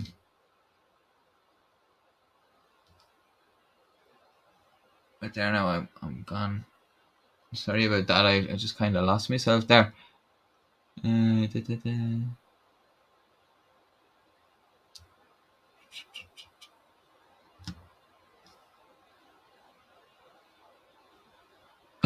Yeah, I see David's comment there. That's actually nice. I've actually seen some cool videos like that. With police doing nice things for people, like, and that actually is another thing that was happening during the pandemic here. There was older people having birthdays, like 80th birthdays, or some people even lucky enough to see their 100th birthday or 90th birthday or whatever like that, and some of the emergency services that actually drive by the house and kind of give them a little wave or whatever, just to kind of show you know just a little gesture, like, and which was nice. So that was nice in New Zealand, that the police turn up to the little kid's birthday party. So that's kind of cool. And even some of those, do you ever see those videos with some of the guys, garbage men when they're coming around, the little kids. I loved some of the garbage men, and I think I seen a really nice video where one of the garbage men actually brought the kid out some gifts or something like that. I think he knew it was the kid's birthday or something like that, so he bought him some presents. He was delighted.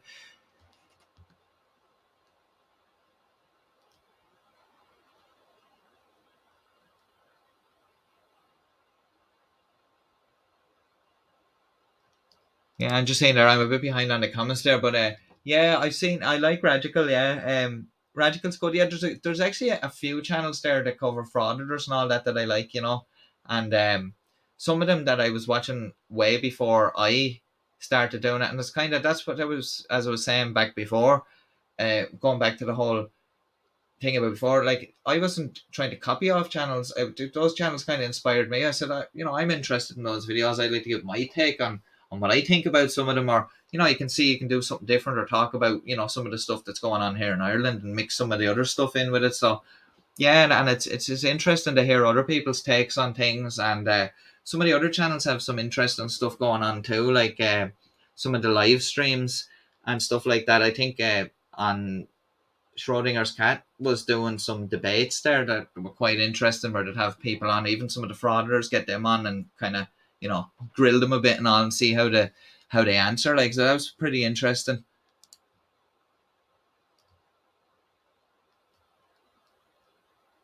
And then Tomahawk's asking if I listen to Law Talk with Mike, and actually no, that's one I need to check out, because some of those channels are very interesting, especially when it comes to hearing a breakdown of some of the laws and different ways they apply and stuff like that. But yeah, that's one I have to definitely check out.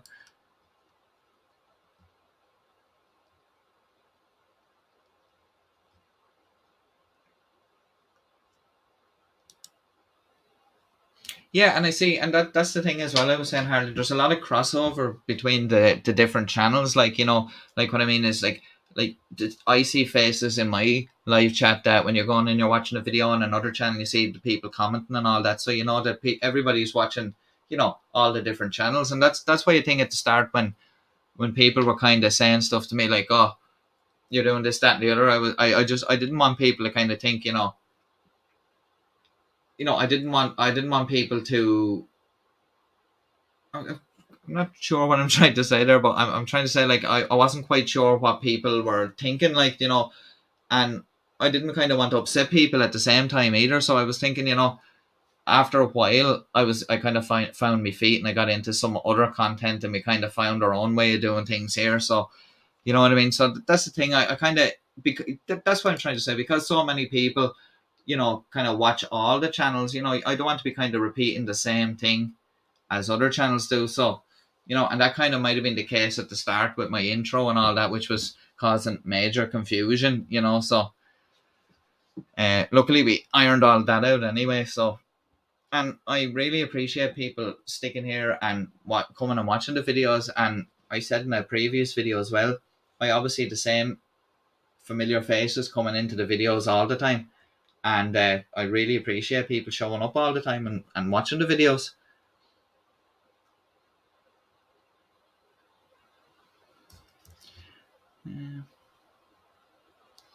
Yeah, and that's the thing, everybody has their own kind of spin on things and their own opinions, and like everybody's different, so everyone will have a different opinion on things. So and it's quite interesting as well, and kind of gets people thinking,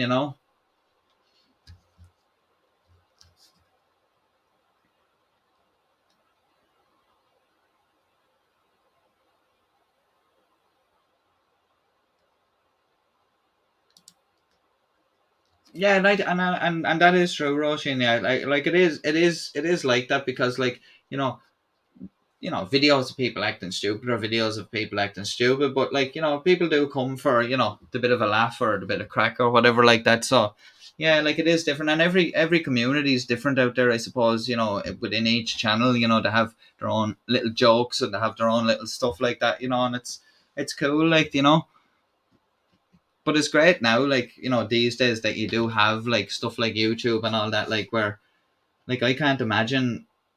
Well, I can imagine it, when you think back 2 years ago, when there was literally only the telly, and that's all you had, and whatever they were showing, and if you missed it, you missed it, and that was that, unless they were showing a repeat of it. Like, but nowadays it's like, and to be honest, like the way things are going, the television is kind of dying. Like, when a lot of people are getting their content online, everything's on demand now. Like you have Amazon Prime, Netflix, even YouTube. Even people don't bother with that. Some people just watch YouTube all the time. Like, I rarely watch telly. Like, you might watch the news or maybe some interesting programs that are on or whatever. But like in general, like I don't really bother as much as maybe I did years ago. Like,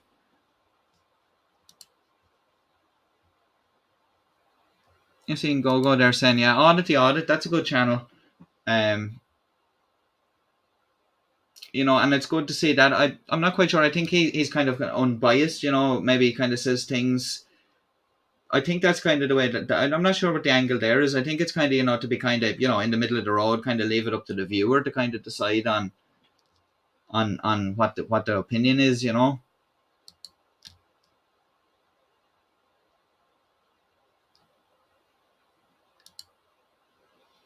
Yeah, and that's another thing as well, Kate. Like I've seen some videos.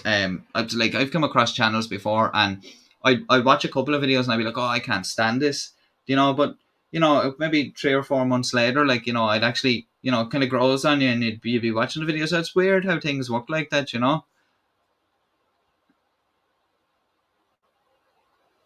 But um,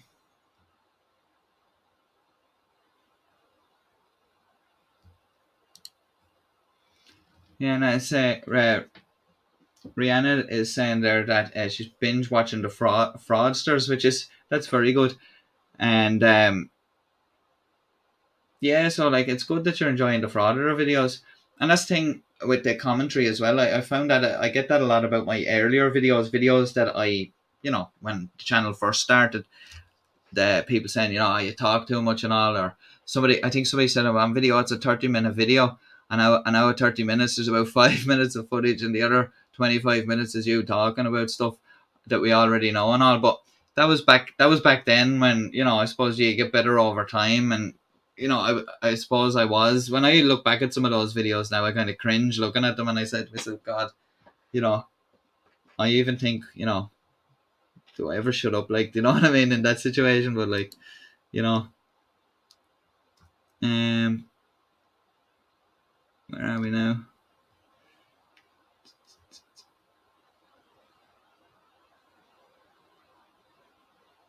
Yeah, there's Harley saying about the audit. Yeah, that's what I mean. Yeah, kind of,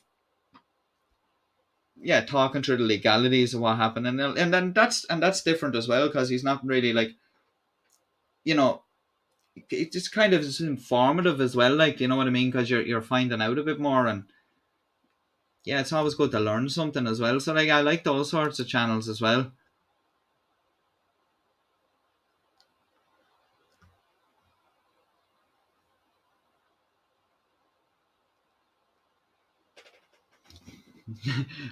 I was going to say, I thought you were being sarcastic there, Tomahawk, when you were saying 110 years ago. And yeah, but geez, it nearly seems like that long ago since I've watched television. But yeah.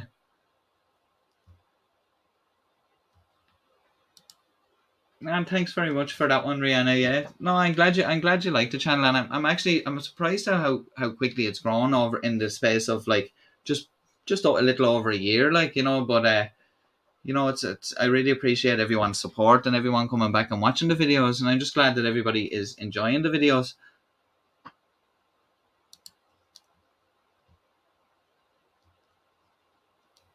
Yeah, 110. Yeah, that's the thing. Yeah, the TV, like, it's that's the same. And that's the thing with the advertisers as well. Like, I wonder how advertisers are finding that when they're pumping loads of money into TV ads. Like, are they actually having any effect? Like, because I know on YouTube, like, you can skip ads, and then Netflix you don't have ads and stuff like that. So I'm saying like that. That's another thing. That the internet has the edge over TV as well. Like, so.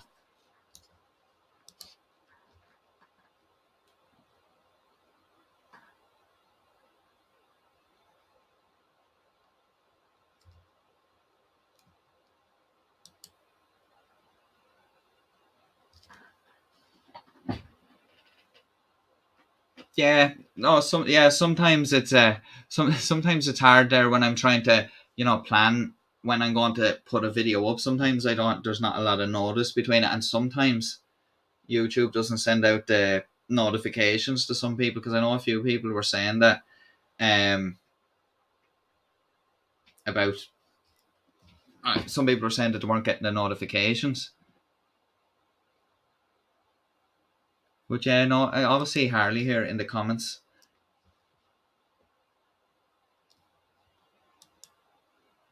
I don't think so. Yeah, 110 is fairly old, and I'd say at that stage you'd probably have a lot of ailments. You'd probably feel very sore and stuff like that, so it wouldn't be good.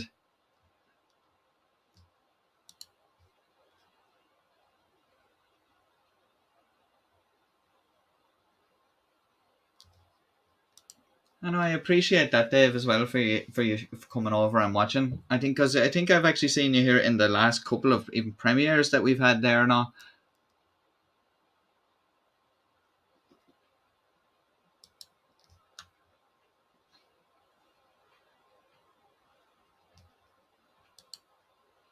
Oh yeah, I actually forgot that there's actually YouTube has unskippable ads and all as well now as well. So yeah, I suppose that edge is gone, I suppose. But yes, Tomahawk was saying they have all these blockers and stuff like that, and um yeah, but I just see that on actual TV, the kind of, you know advertisers probably pulling out. There's a lot more advertisers advertising on the internet now, I suppose.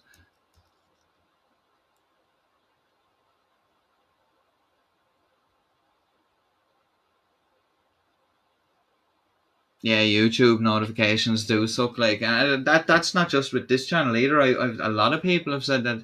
Even one or two of my friends have said to me, like, I don't get notifications.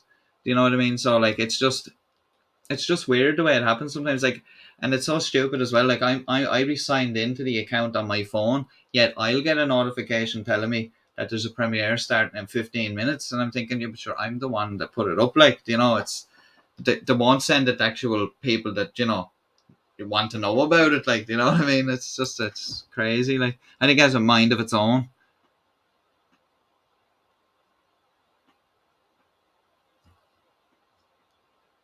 Yeah, I see. See, Harley. I don't think he will actually take part in any mutual combat with anyone. I think that was just all just mouthing out. But like, I don't know how many times he said that, especially in that video with Jacoby as well. Like, he was challenging him, and I'd say, like, you know, Jacoby would have had him, I'd say, anyway. But like, I don't know what's the point of that anyway.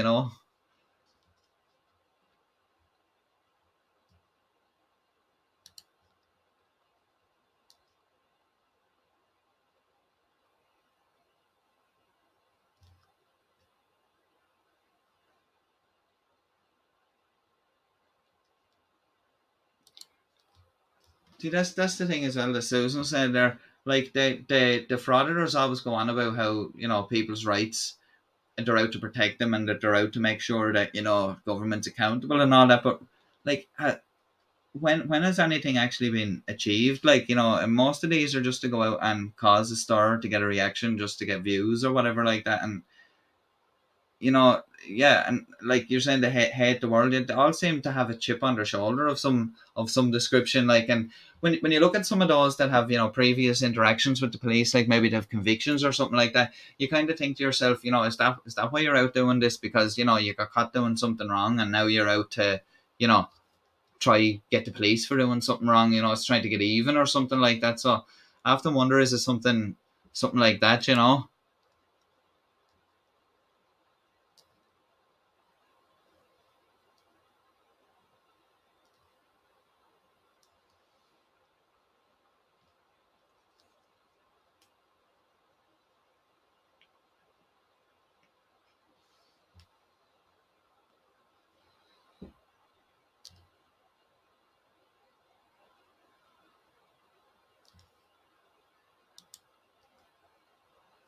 Yeah, see, I don't understand that either, and like, even in that video that I did about him there, it was actually the first video on the channel.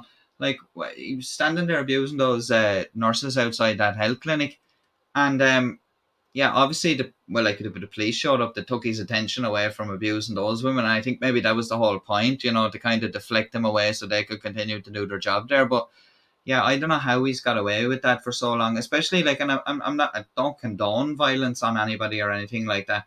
But what I'm saying is, like, you know, certain things you say to certain people that could be having a bad day, you don't know what people are going through and all, and that he's very quick to fire off, saying this, that, and the other to people, and that's what I think. How he hasn't come across the wrong person on the wrong day is beside me with some of the stuff that he says. It's crazy, like, so. But I don't think he'd be doing that for a while. And that's the thing, isn't that the thing, Hardy? I think he had a restraining order taken out against him, or it was something like that anyway, where he couldn't actually, like, because he was showing up at the police station all the time. And I think Fairchild, who was in the P. Barnes Awards, he had an awful time with him.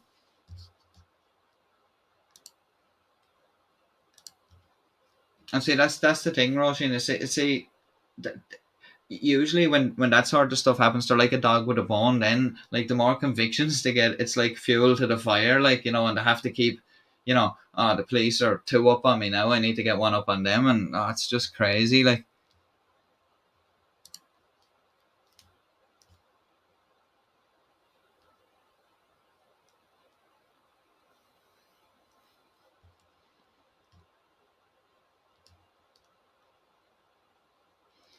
Yeah, I noticed that, Damien. There's a lot of post offices. Yeah, I kind of changed from police stations to post offices fairly rapidly there.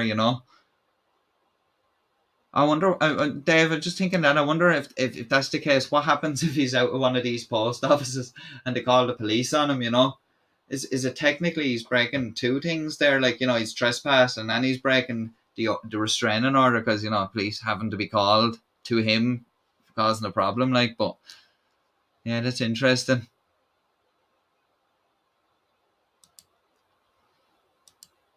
Yeah, and that's one good point there as well, Mitchell, that, like, if they're so for accountability and, protecting taxpayers' money and all this, the way they're always saying that they pay the wages and they pay for this, that, and the other, why why are they wasting the police time and resources on, acting the maggot outside these places and causing a stir when they could be just letting the police do their job and deal with actual crimes and, stuff like that. But yeah, and that's one thing that got me interested in all that frauding thing and all that. It was looking at it and I was thinking, like, you're not really achieving anything. Do you know what I mean? Like, if there's other ways of holding, government or, police or whatever to account other than, like, what they do, like, and it doesn't really seem to have any effect because they only end up getting in trouble in the end, like, so.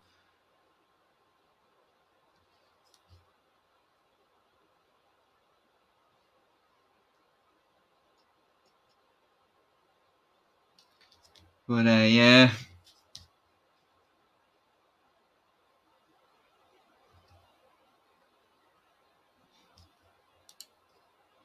Yeah, maybe, Mitchell. That's probably why. Remember, because I seen a lot of those post office videos were from out of state. I think he was on the road, traveling around. I think it was like he was on the run or something like that, and he was I think he was going around to different post offices and stuff like that, and yeah, because I think Everett was having a big trouble there, especially with, like, even in that interaction that I was showing with Fairchild, like, even Fairchild sent him, I was only speaking to you the other day, but the same thing, different officer, spent an hour. Like, it's just the same thing over and over again. Like, it has to be at that stage of wasting police time. Like, and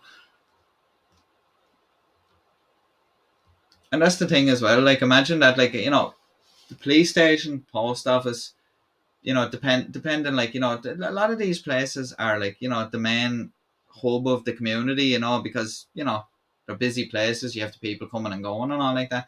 And, like, if you're going down and making a fool of yourself in your own post office, like, what happens when you have to go and do business in there?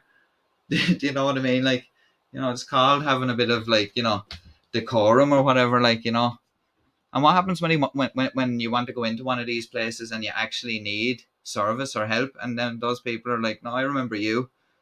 I'm not dealing with that. you were rude, or even you go to another business in town and it's like, are you the guy that has that video on the internet where you're, shouting a lot of abuse at my wife, you know what I mean, or something like that, so. And that's the thing with a lot of them, like the dirty the dirty their ground where they're living, and then they have to go away somewhere else to try do it in another town. But that's even worse though, I think, going to another town and then acting the idiot like that, and not showing any respect for the place or the people, like, so I suppose that's worse. Yeah, I see Tomahawk there. Yeah, that's right, with the other lad. Yeah, yeah, it all starts over something petty, and they have to make a big deal of it. They can't just be like a normal person and just deal with it. Like, stuff happens. There's laws. You know, you have to deal with it. Like, and like you could spend your day out there doing what they do. Like, or you could be like, I'd say everybody that watches videos on the channel or whatever that actually goes out and does stuff. And lives life or enjoys different things or whatever. But yeah. And that other thing too about in videos, where the frauders would be saying to people, "Oh yeah, definitely don't ring the police station on this officer in particular and that officer in particular." So like it's basically just an invitation for people watching to ring up the police station and bog down the lines with complaints and all this, that, and the other. Like, so like, you know, but yeah, but I probably should have had a few more clips there. I actually didn't think I'd be actually streaming for as long as I have. I think we're coming up on nearly 2 hours here, and fair play to everyone that's stuck around since the start, and even people who were watching the premiere. That was a good long time ago, but yeah, maybe should have got a few more clips. But I enjoyed talking to everybody, and seeing what people have to say and having a bit of crack and all. And you should do it more often with a few different live streams and stuff, and look at different stuff from around the internet.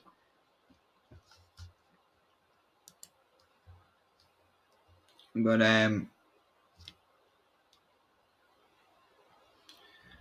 to see if there was anything else there that I had written down that I was going to talk about or anything.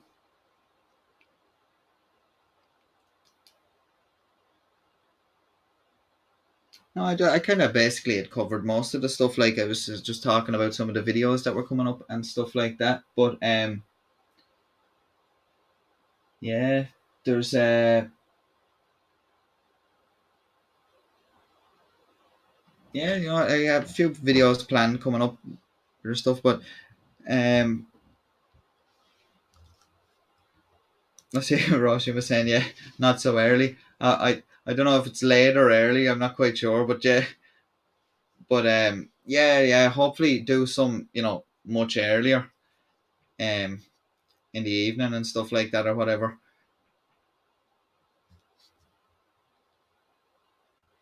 and hopefully more regularly as well.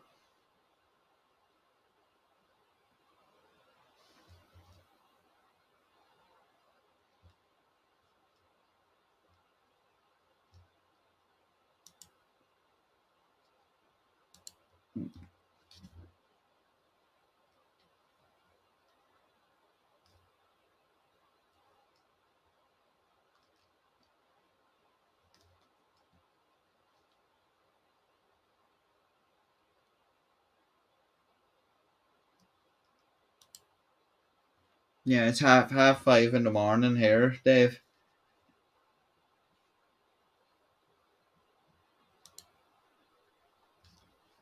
Yeah, so is that, anybody got any plans for their Sunday? Nothing really planned here.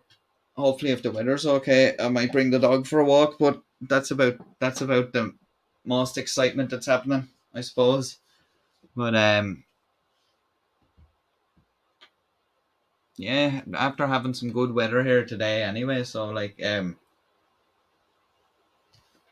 probably the last of the good weather that we're actually going to have for yeah,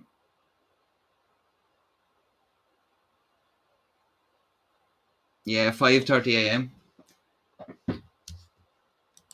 And thanks for joining us there as well, Roisin. So, well, if you're going to bed or you're only after getting up, have a good day. And thanks very much for joining us here today as well. And it was nice chatting to you as well. And I hope to see you again soon.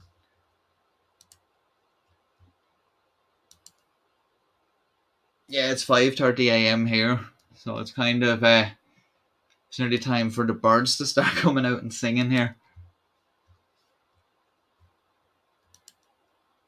Yeah, hope to see you here too as well, Rihanna. It's nice chatting to everybody here. It's interesting, seeing where everyone's from, seeing what everyone's thinking and all like that. So we should definitely do that again soon.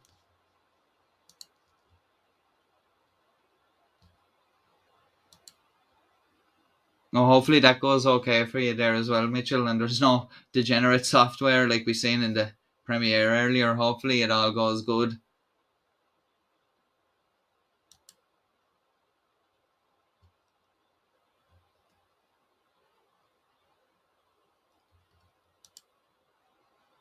That sounds like a good plan. Have a few beers and relax.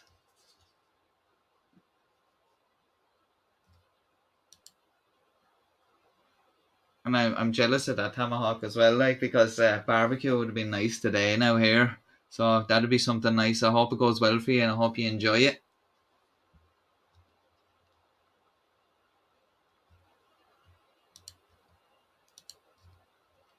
I know there's a few different things as well, and I'd say things and people be like, I wonder what he's talking about or whatever. But like I got that too with filming. I say it's the way I pronounce it. People have said it's pronounced film, not film, or it's pronounced film, not film. I always say film or filming. It's just I don't know. It's just the way I pronounce it. And I thought I don't know if most Irish people actually say it that way, but certain things, we say it different ways, I suppose. But it's weird, like.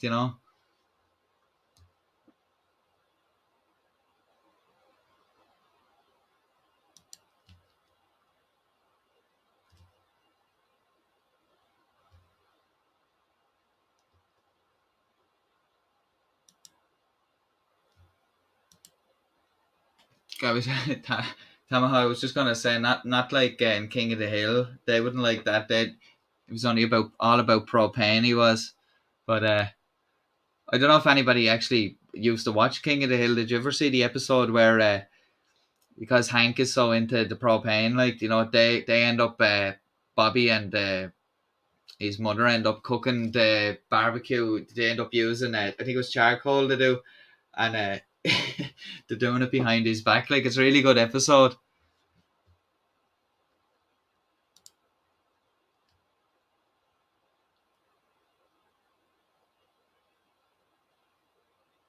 Yeah, definitely don't let fraudsters cross your property.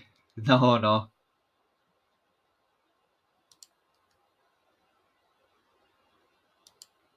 Yeah, I didn't actually know until tonight that like he was actually Irish, like because it's just when people were saying it there in the comments, it's yeah, it's just I don't know what that's about. It's just the way that I don't know. It's just the way that we say it. Like, and I actually got conscious of that for a while there. I used to say recording all the time, instead, like, because with loads of people saying it, I was like, is that annoying people or something like that.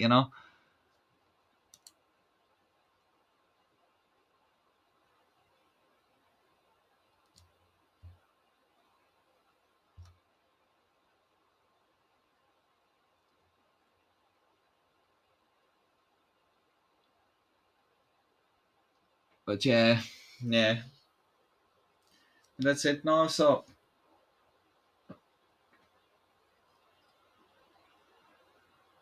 and now everybody now everybody's talking about food as well. So now I'm gonna start getting hungry, I suppose. But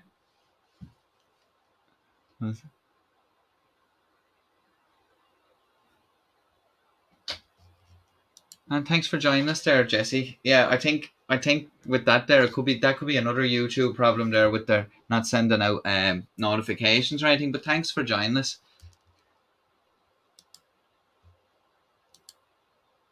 I know, and thanks for that as well, Harley. Yeah, that's what I was saying as well. I thought, well, like, it's the same with this fake Irish accent. Like what can you do really? Like you kind of just that's just the way it is. So like if they don't really like it, I suppose there's other channels that don't say filming or stuff like that. If that's really the worst thing in the world for you, I suppose. But yeah, I suppose different people, different places. I suppose different things and words and sayings that they have it's quite unique. And it's good. Like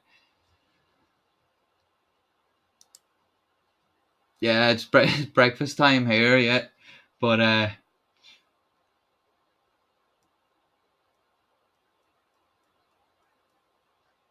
yeah, actually, Dave could come and cook us up a few bits here.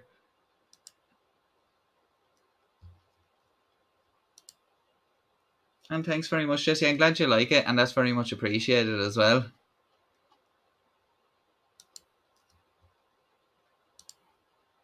Yeah, and that's true as well, Harley. Like, and that's what I said when at the start when I started the channel. There was there was I like I've seen like you see it on Twitter all the time. And you see on different things. You see comment threads where people could spend hours and hours arguing with somebody, and I just think to myself like you know everyone has an opinion and everyone has a point of view. Like so, like if I say, that frauditor is bad because he did this, that, and the other, and someone in the comments says, oh, no, this, that, and the other, like, yeah, it's good to have a debate and it's good to talk about it. But, you can tell certain comments are designed just to draw you into one of these long, drawn out, you know, backwards and forwards arguments. And the thing about it, I always notice is that, like,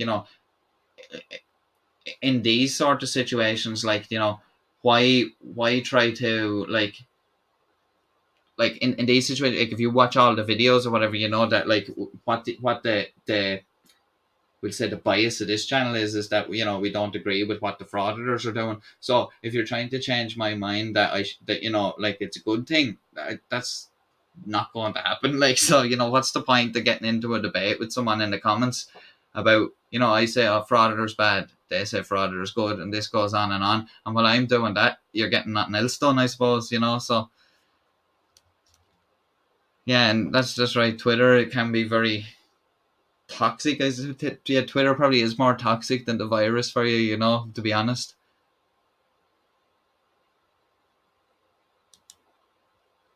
Yeah, and that's the thing as well. Like, people pick up sayings and stuff like that, as Mitchell's saying, you pick up sayings and stuff, and some of them stick with you or whatever, like, but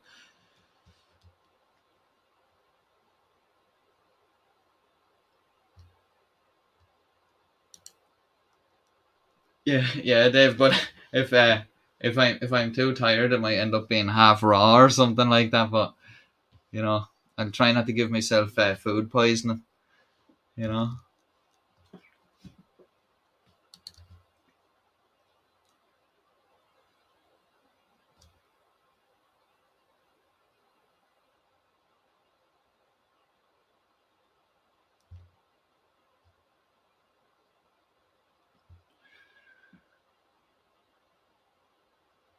Yeah, Twitter is very mad.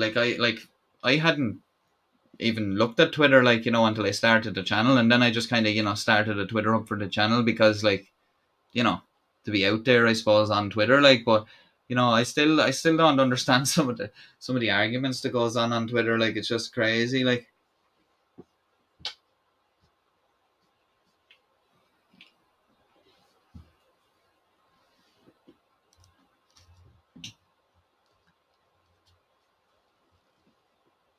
yeah, Twitter is like a seedy brothel. Yeah, definitely.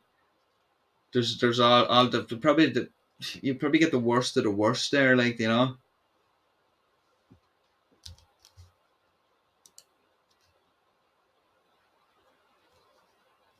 Yeah, that's a good one. He turned stupid all the way up to 11 and then tore the knob off. Yeah, that's a good one.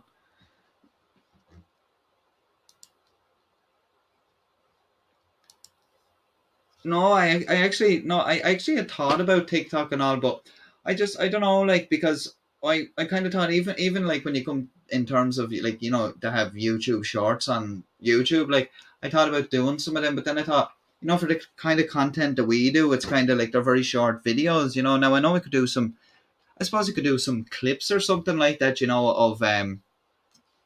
Of something like maybe Tay's compilations or something like that. But no, I don't actually do TikTok. But you never know. We could end up there at some stage. It all depends. But I was just talking about there earlier in the stream there about that milk crate challenge. I don't know if you've seen that if you're on TikTok yourself, Jesse, but we were just talking about how stupid that was earlier on. Well, like for in terms of people getting injured and stuff like that. Yeah, it seems to be very popular with a lot of like teenagers and stuff like that. I know there's older people on it and stuff like that as well, but seems to be more for kind of the younger people and all like that. But some of the stuff I just don't understand it. Like I look at it and I cringe for the people myself, like because it's I'm lost for words with some of the things. You just think, why are you doing that? Like it's the same sort of stuff. Like about 10 years ago, if someone caught you doing that, you'd be embarrassed. If someone caught you doing a little dance in your room in the mirror to a song, or you were lip syncing to a song or something like that, you'd be mortified. But now people are putting it up on the internet for everyone to see. You know what I mean? I don't know. It's crazy. Like.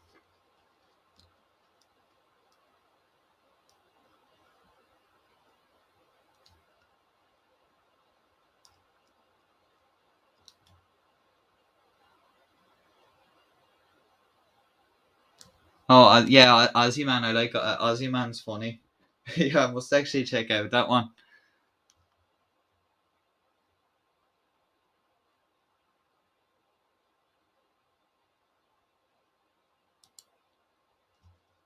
Yeah, it's hard. Like, and I often wonder. Like, I often thought, the way like some of these platforms they come and go. Like, like I don't know if many people remember Bebo. Bebo was like probably as big as Facebook is now. In terms of what was around in at the time. Like, and when you look back at the features that Bebo had that at the time, were groundbreaking. Like, it's Stone Age stuff compared to now. Like, do you know what I mean? I think you had your little, what was it, a flashbox, your little video. You could change your little video, whenever you wanted, and you could have your other half. And I was, yeah, it was great. I'd actually love if Bebo was still there, that you could go back and look at your profile, and you could see it. But actually, it would probably be too embarrassing, to go back and see some of that stuff. But yeah. Yeah, that's just what Dave was saying there about what they're saying about YouTube, about what's allowed and what's not allowed. Like I always find that's mad. Like like I could make a video about a certain thing, and it could get let's say taken down or something, and another video by someone else could get kept up, or like there was a whole thing there. I don't know if some people watch some other like channels that comment on things like if anybody watches Charlie, Penguins Zero. He actually did a video about video he put up, which was a skit like of these people dressed up as cartoon characters jumping out of a taxi and pretending to beat up some guy, and YouTube flagged it as like violent or something like that, but it was clearly like a joke. And he was going mad at the fact that another channel had it posted up and it was grand, it was still up on it, but YouTube it took his down, and this was all sorted out in the end anyway, and the video was put back up. But YouTube can be like that, and I suppose when you have like computers making a lot of the decisions, you can have some that don't make sense like that, I suppose.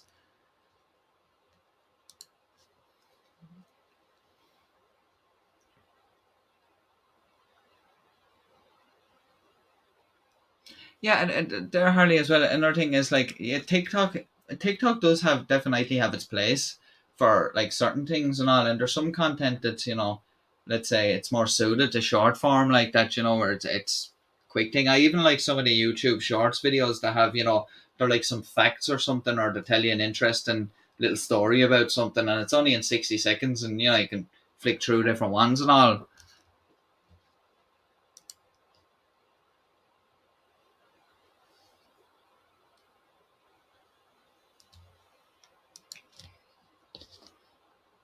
Yeah, I'll definitely check that one out there, Dave. It's always good to add to the list of stupidity if we can, and find some more.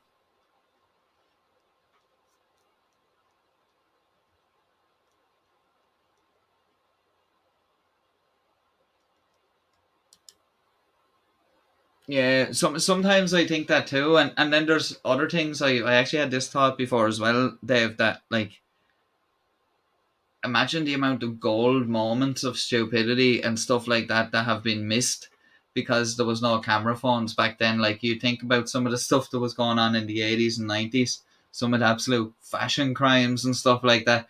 Can you imagine if we could actually have footage, from mobile phones back then, or what frauditors would have been like back in the 80s? Do you know? Do you know what I mean? But yeah, I don't know if it could be much worse than today's. But see, was there even frauditors back in the 80s? Because if you can't get your clout on the internet, is there a point to it? So, you know, maybe that's only a creation of the internet. But yeah, just kind of a bit of nostalgia here to save now. You're kind of thinking back of some of the old things. Like I even remember some of the phone boxes they had here that you used to get these cards. They were like what a credit card is now, and you used to buy one, with £5 on it, £10 or whatever, and you had so many units on it, and you stuck it into the pay phone, the public phone in the street, like, and you used your units off the card, like, it's some of the stuff was crazy.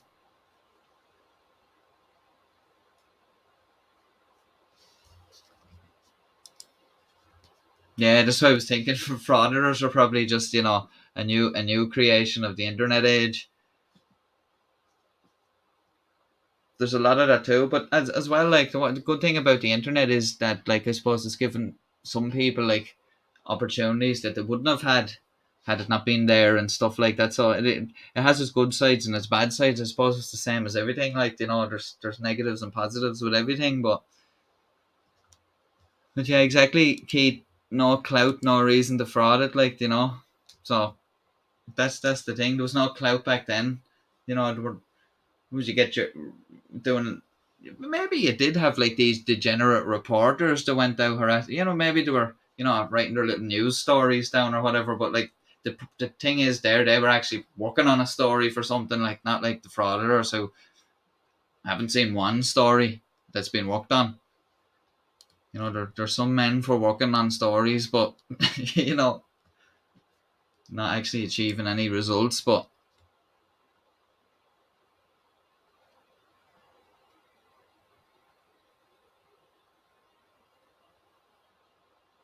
yeah, maybe yeah.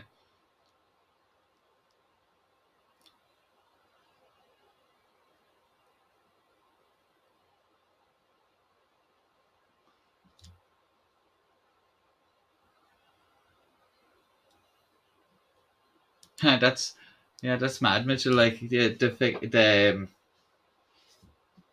collect calls as well. Like, I was, are those days over now, or of all those sort of things? Like, I suppose I know here a lot of those payphones have actually got taken out, but I think they have to leave a certain amount of them in, for some regulation or something like that. They have to keep so many of them operational or whatever like that. But yeah.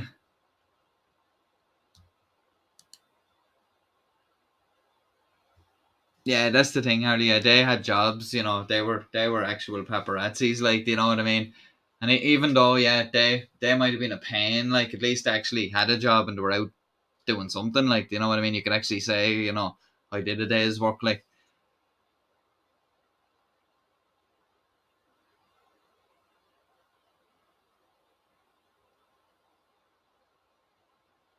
yeah, yeah, that's another thing. Yeah, Karens have been around forever, and yeah, Karen's been around forever. Like, but they just have only been getting caught on camera recently. Like, so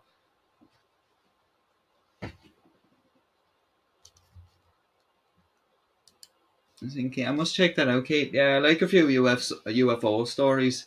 I do like kind of looking into all stuff like that, especially now recently the way it's become a bit more interesting, where they're starting to like more openly talk about stuff and release more. Like the governments and all are talking more about or releasing more stuff and all like that. And I'm sure probably a lot of people have seen those videos from the US Navy planes and all that. Those things that they picked up. It's mad. Like there's definitely something out there, I suppose. But I suppose that's a whole nother debate.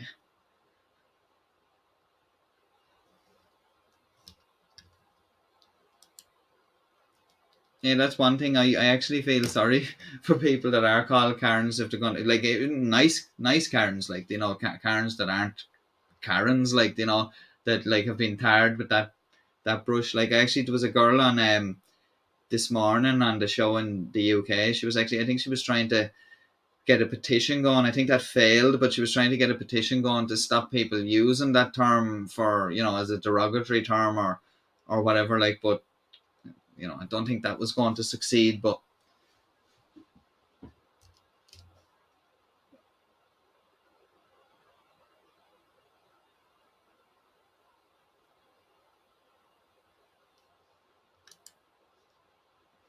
oh, was Keith? Is that like one of those? Yeah,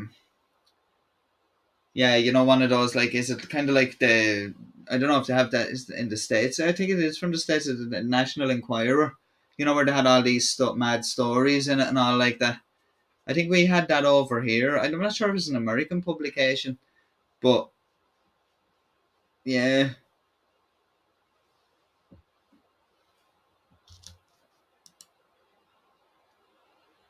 I like the way you say ex-doctor. So that's why I'm saying, she was a Karen, so it's lucky you got away from her there.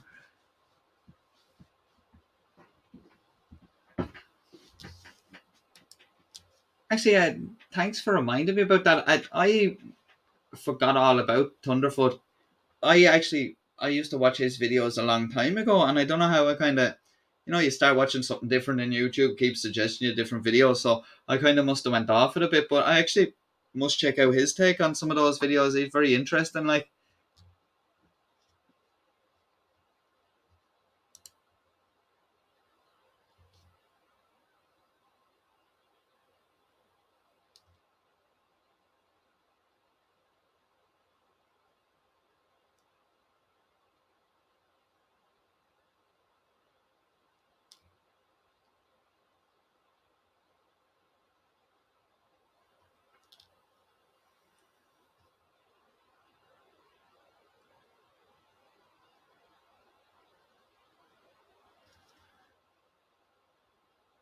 What one of them turned, like, one of the things turned out to be a duck on the video, like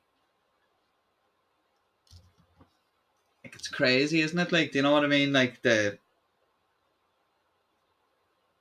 especially actually, that's another thing. Do you remember years ago there used to be all those crazy UFO videos, and like it was really, everything was really blurry and out of focus, and it was kind of hard to make out what it was really, like couldn't really tell. And nowadays with like people having like really good camera phones and camera equipment, and there's cameras everywhere recording everything, you don't see that as much. Like, and I actually when you see some more modern ones, like they're still kind of grainy and stuff like that.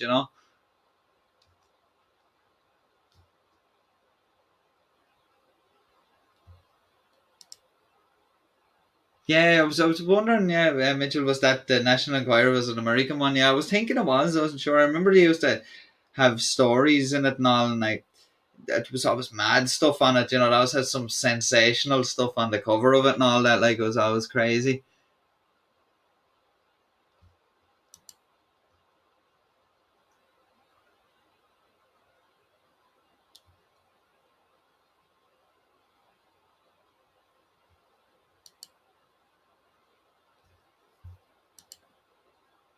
Yeah, but yeah, well, that's the thing, David. Yeah, like Dave, they still look like they've been shot on a potato. So like, I don't understand that. Like, but yeah. Oh yeah, the ancient astronauts. Yeah, yeah. It's actually, yeah. I remember my grandmother telling me a story years ago about I don't know. It was always something like the National Enquirer. One of these things was telling me about. They apparently found a space helmet out in Egypt somewhere, and it wasn't from our time or whatever like that or something. I don't know. It was one of those stories, and I was thinking, like, back then I was only young, we were talking about that. But when I think back on it now, I'm thinking it was probably one of those publications or something like that that had a story like that in it. But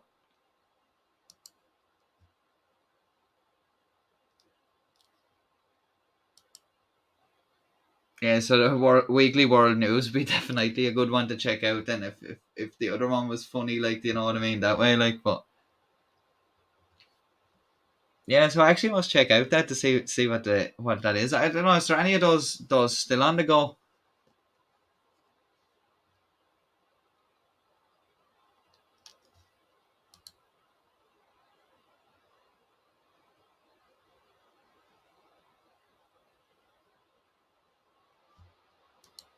That's one I haven't heard in a while. Bigfoot. I haven't seen. There's been. That's another thing with Bigfoot. Like, why would everybody having a camera phone out in the forest now and all? Like back in the day, there was these guys going around and they had just a camera, with them or whatever. Like, and yeah, okay, like shots were bad or whatever. But like, you think nowadays, like with all these zoom lenses and all trail cams, and that there'd be more, or even with people being out there more and people with drones and all, you definitely have seen a Bigfoot by now somewhere. But I suppose in a way it's kind of it's nice to want to believe that it's out there somewhere, just for the bit of folklore or whatever. Yeah,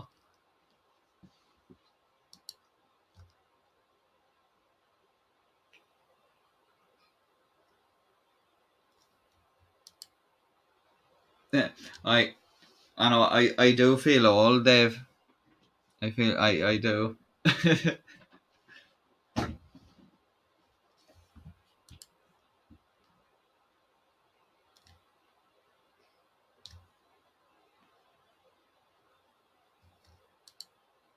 Yeah, I'm actually going to check that out and actually see is it still on sale over here, because there's a shop near me that sells like every magazine imaginable. So, well, more or less, like, and half of them I don't know how to actually sell them or who's buying them, but like I'll have a look in there and see that they still have it, like.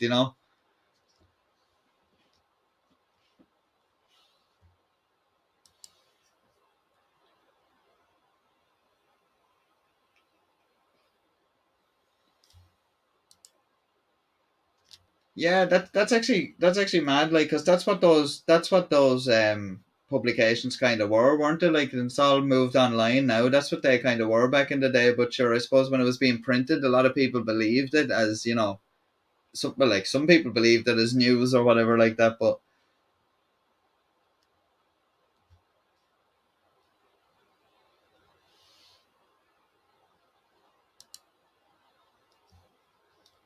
yeah, just that's another thing that I see a lot now, is that, like, still an awful lot of magazines being sold and all like that. And I often think, like, I thought everything had moved online now, but then again, I suppose in certain situations you like to have something in your hand to read and stuff like that, just to pick up when you're bored or whatever. But I suppose the jury's still out on that, if magazines and all. But it's like that with books, I suppose. Like, I thought everything was kind of going digital with books and all like that, with, like, the Kindles and all that. But you see then that fucking they're all, like, people are still buying books, and people, like, because some people won't use something like a tablet or nothing like that. They actually like holding a book in their hand.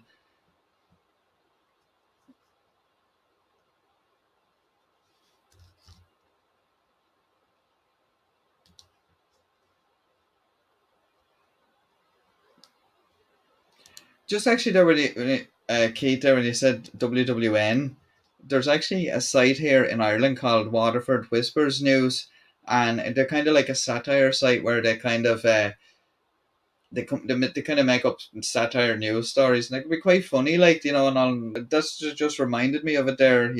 Waterford Whispers News is WWN.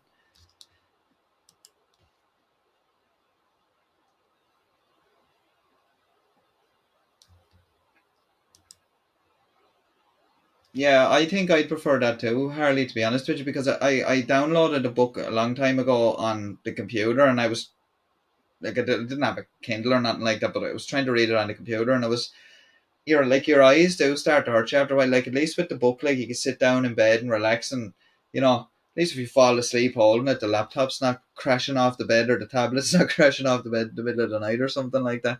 So, like, yeah, no, having it physically in your hand is better too, especially like, if you your device is not charged or something like that, and you just want to pick up your book or something, or unfortunately, if you end up in and you're in hospital or something like that, sometimes it's nicer, like, when you're not feeling well, to not be staring at a screen, to kind of have the book and be able to put it down or whatever. Yeah.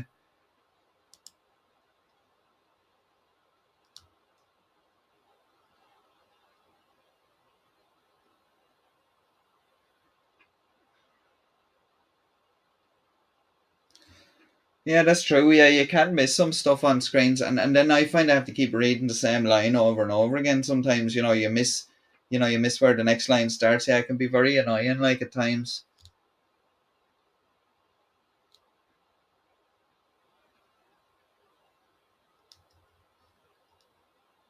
Well, thanks for joining us, Dave, and I hope you have a good day, and I hope to see you again soon.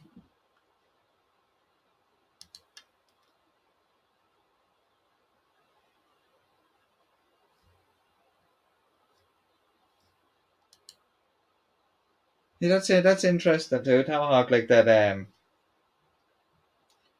Like, I suppose, like you're saying there, like, the Kindle is better for you because of the arthritis. So, like, I suppose each has their own thing about them, I suppose. That's the thing, yeah. And like Harley's saying there, like, that's the thing. If that's the thing that we might see further down the road in years to come, where people kind of have, these, like, health issues, like with stuff like that, arthritis, or posture or stuff like that, because of technology and devices and stuff like that. So it's, yeah, that could be a thing that you'll actually start seeing more of, stuff like that.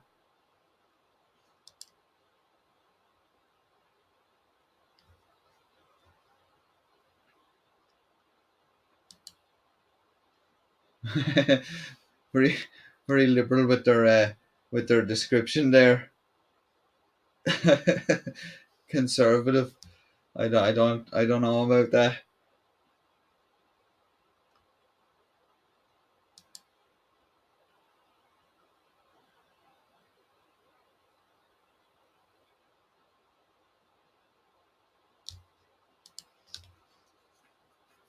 I have to say, Jimmy Carr. I like Jimmy Carr. He's very funny.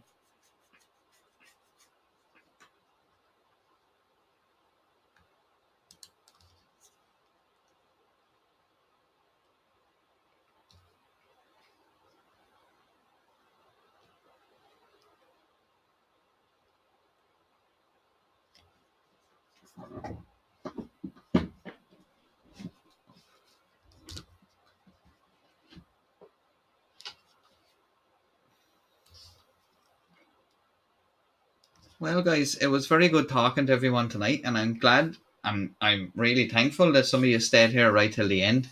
It's now, what time is it now? It's now 6 o'clock in the morning here. It's starting to actually get bright outside, and people have stopped coming from that session up the road. Thank God.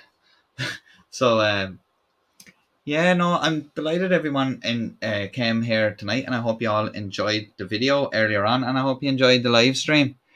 And I hope to see all of you again soon. So there should be another video in the next coming days. I'm not quite sure. Maybe in a day or two's time we should have another video. And hopefully we'll have another live stream very soon as well. But I appreciate everybody coming on, and everyone that was in the chats, having a bit of crack and having a chat and a talk, and kind of getting to know everybody and stuff like that as well. So thanks very much to everyone for coming. And yeah, Harley, no, I'm glad you all came, and I'm glad whoever was here managed to catch the stream and all like that. But yeah, it's nice, and we should do this again anyway. So it's nice to have a bit of a chat and see what's going on with people and all. So yeah, so I hope all of you have a great rest of your weekend, and I hope you all stay safe. And if you are going to bed, have a nice sleep. And if you're only getting up for your day, have a good day as well. So take care, everyone. I'll see you in the next one.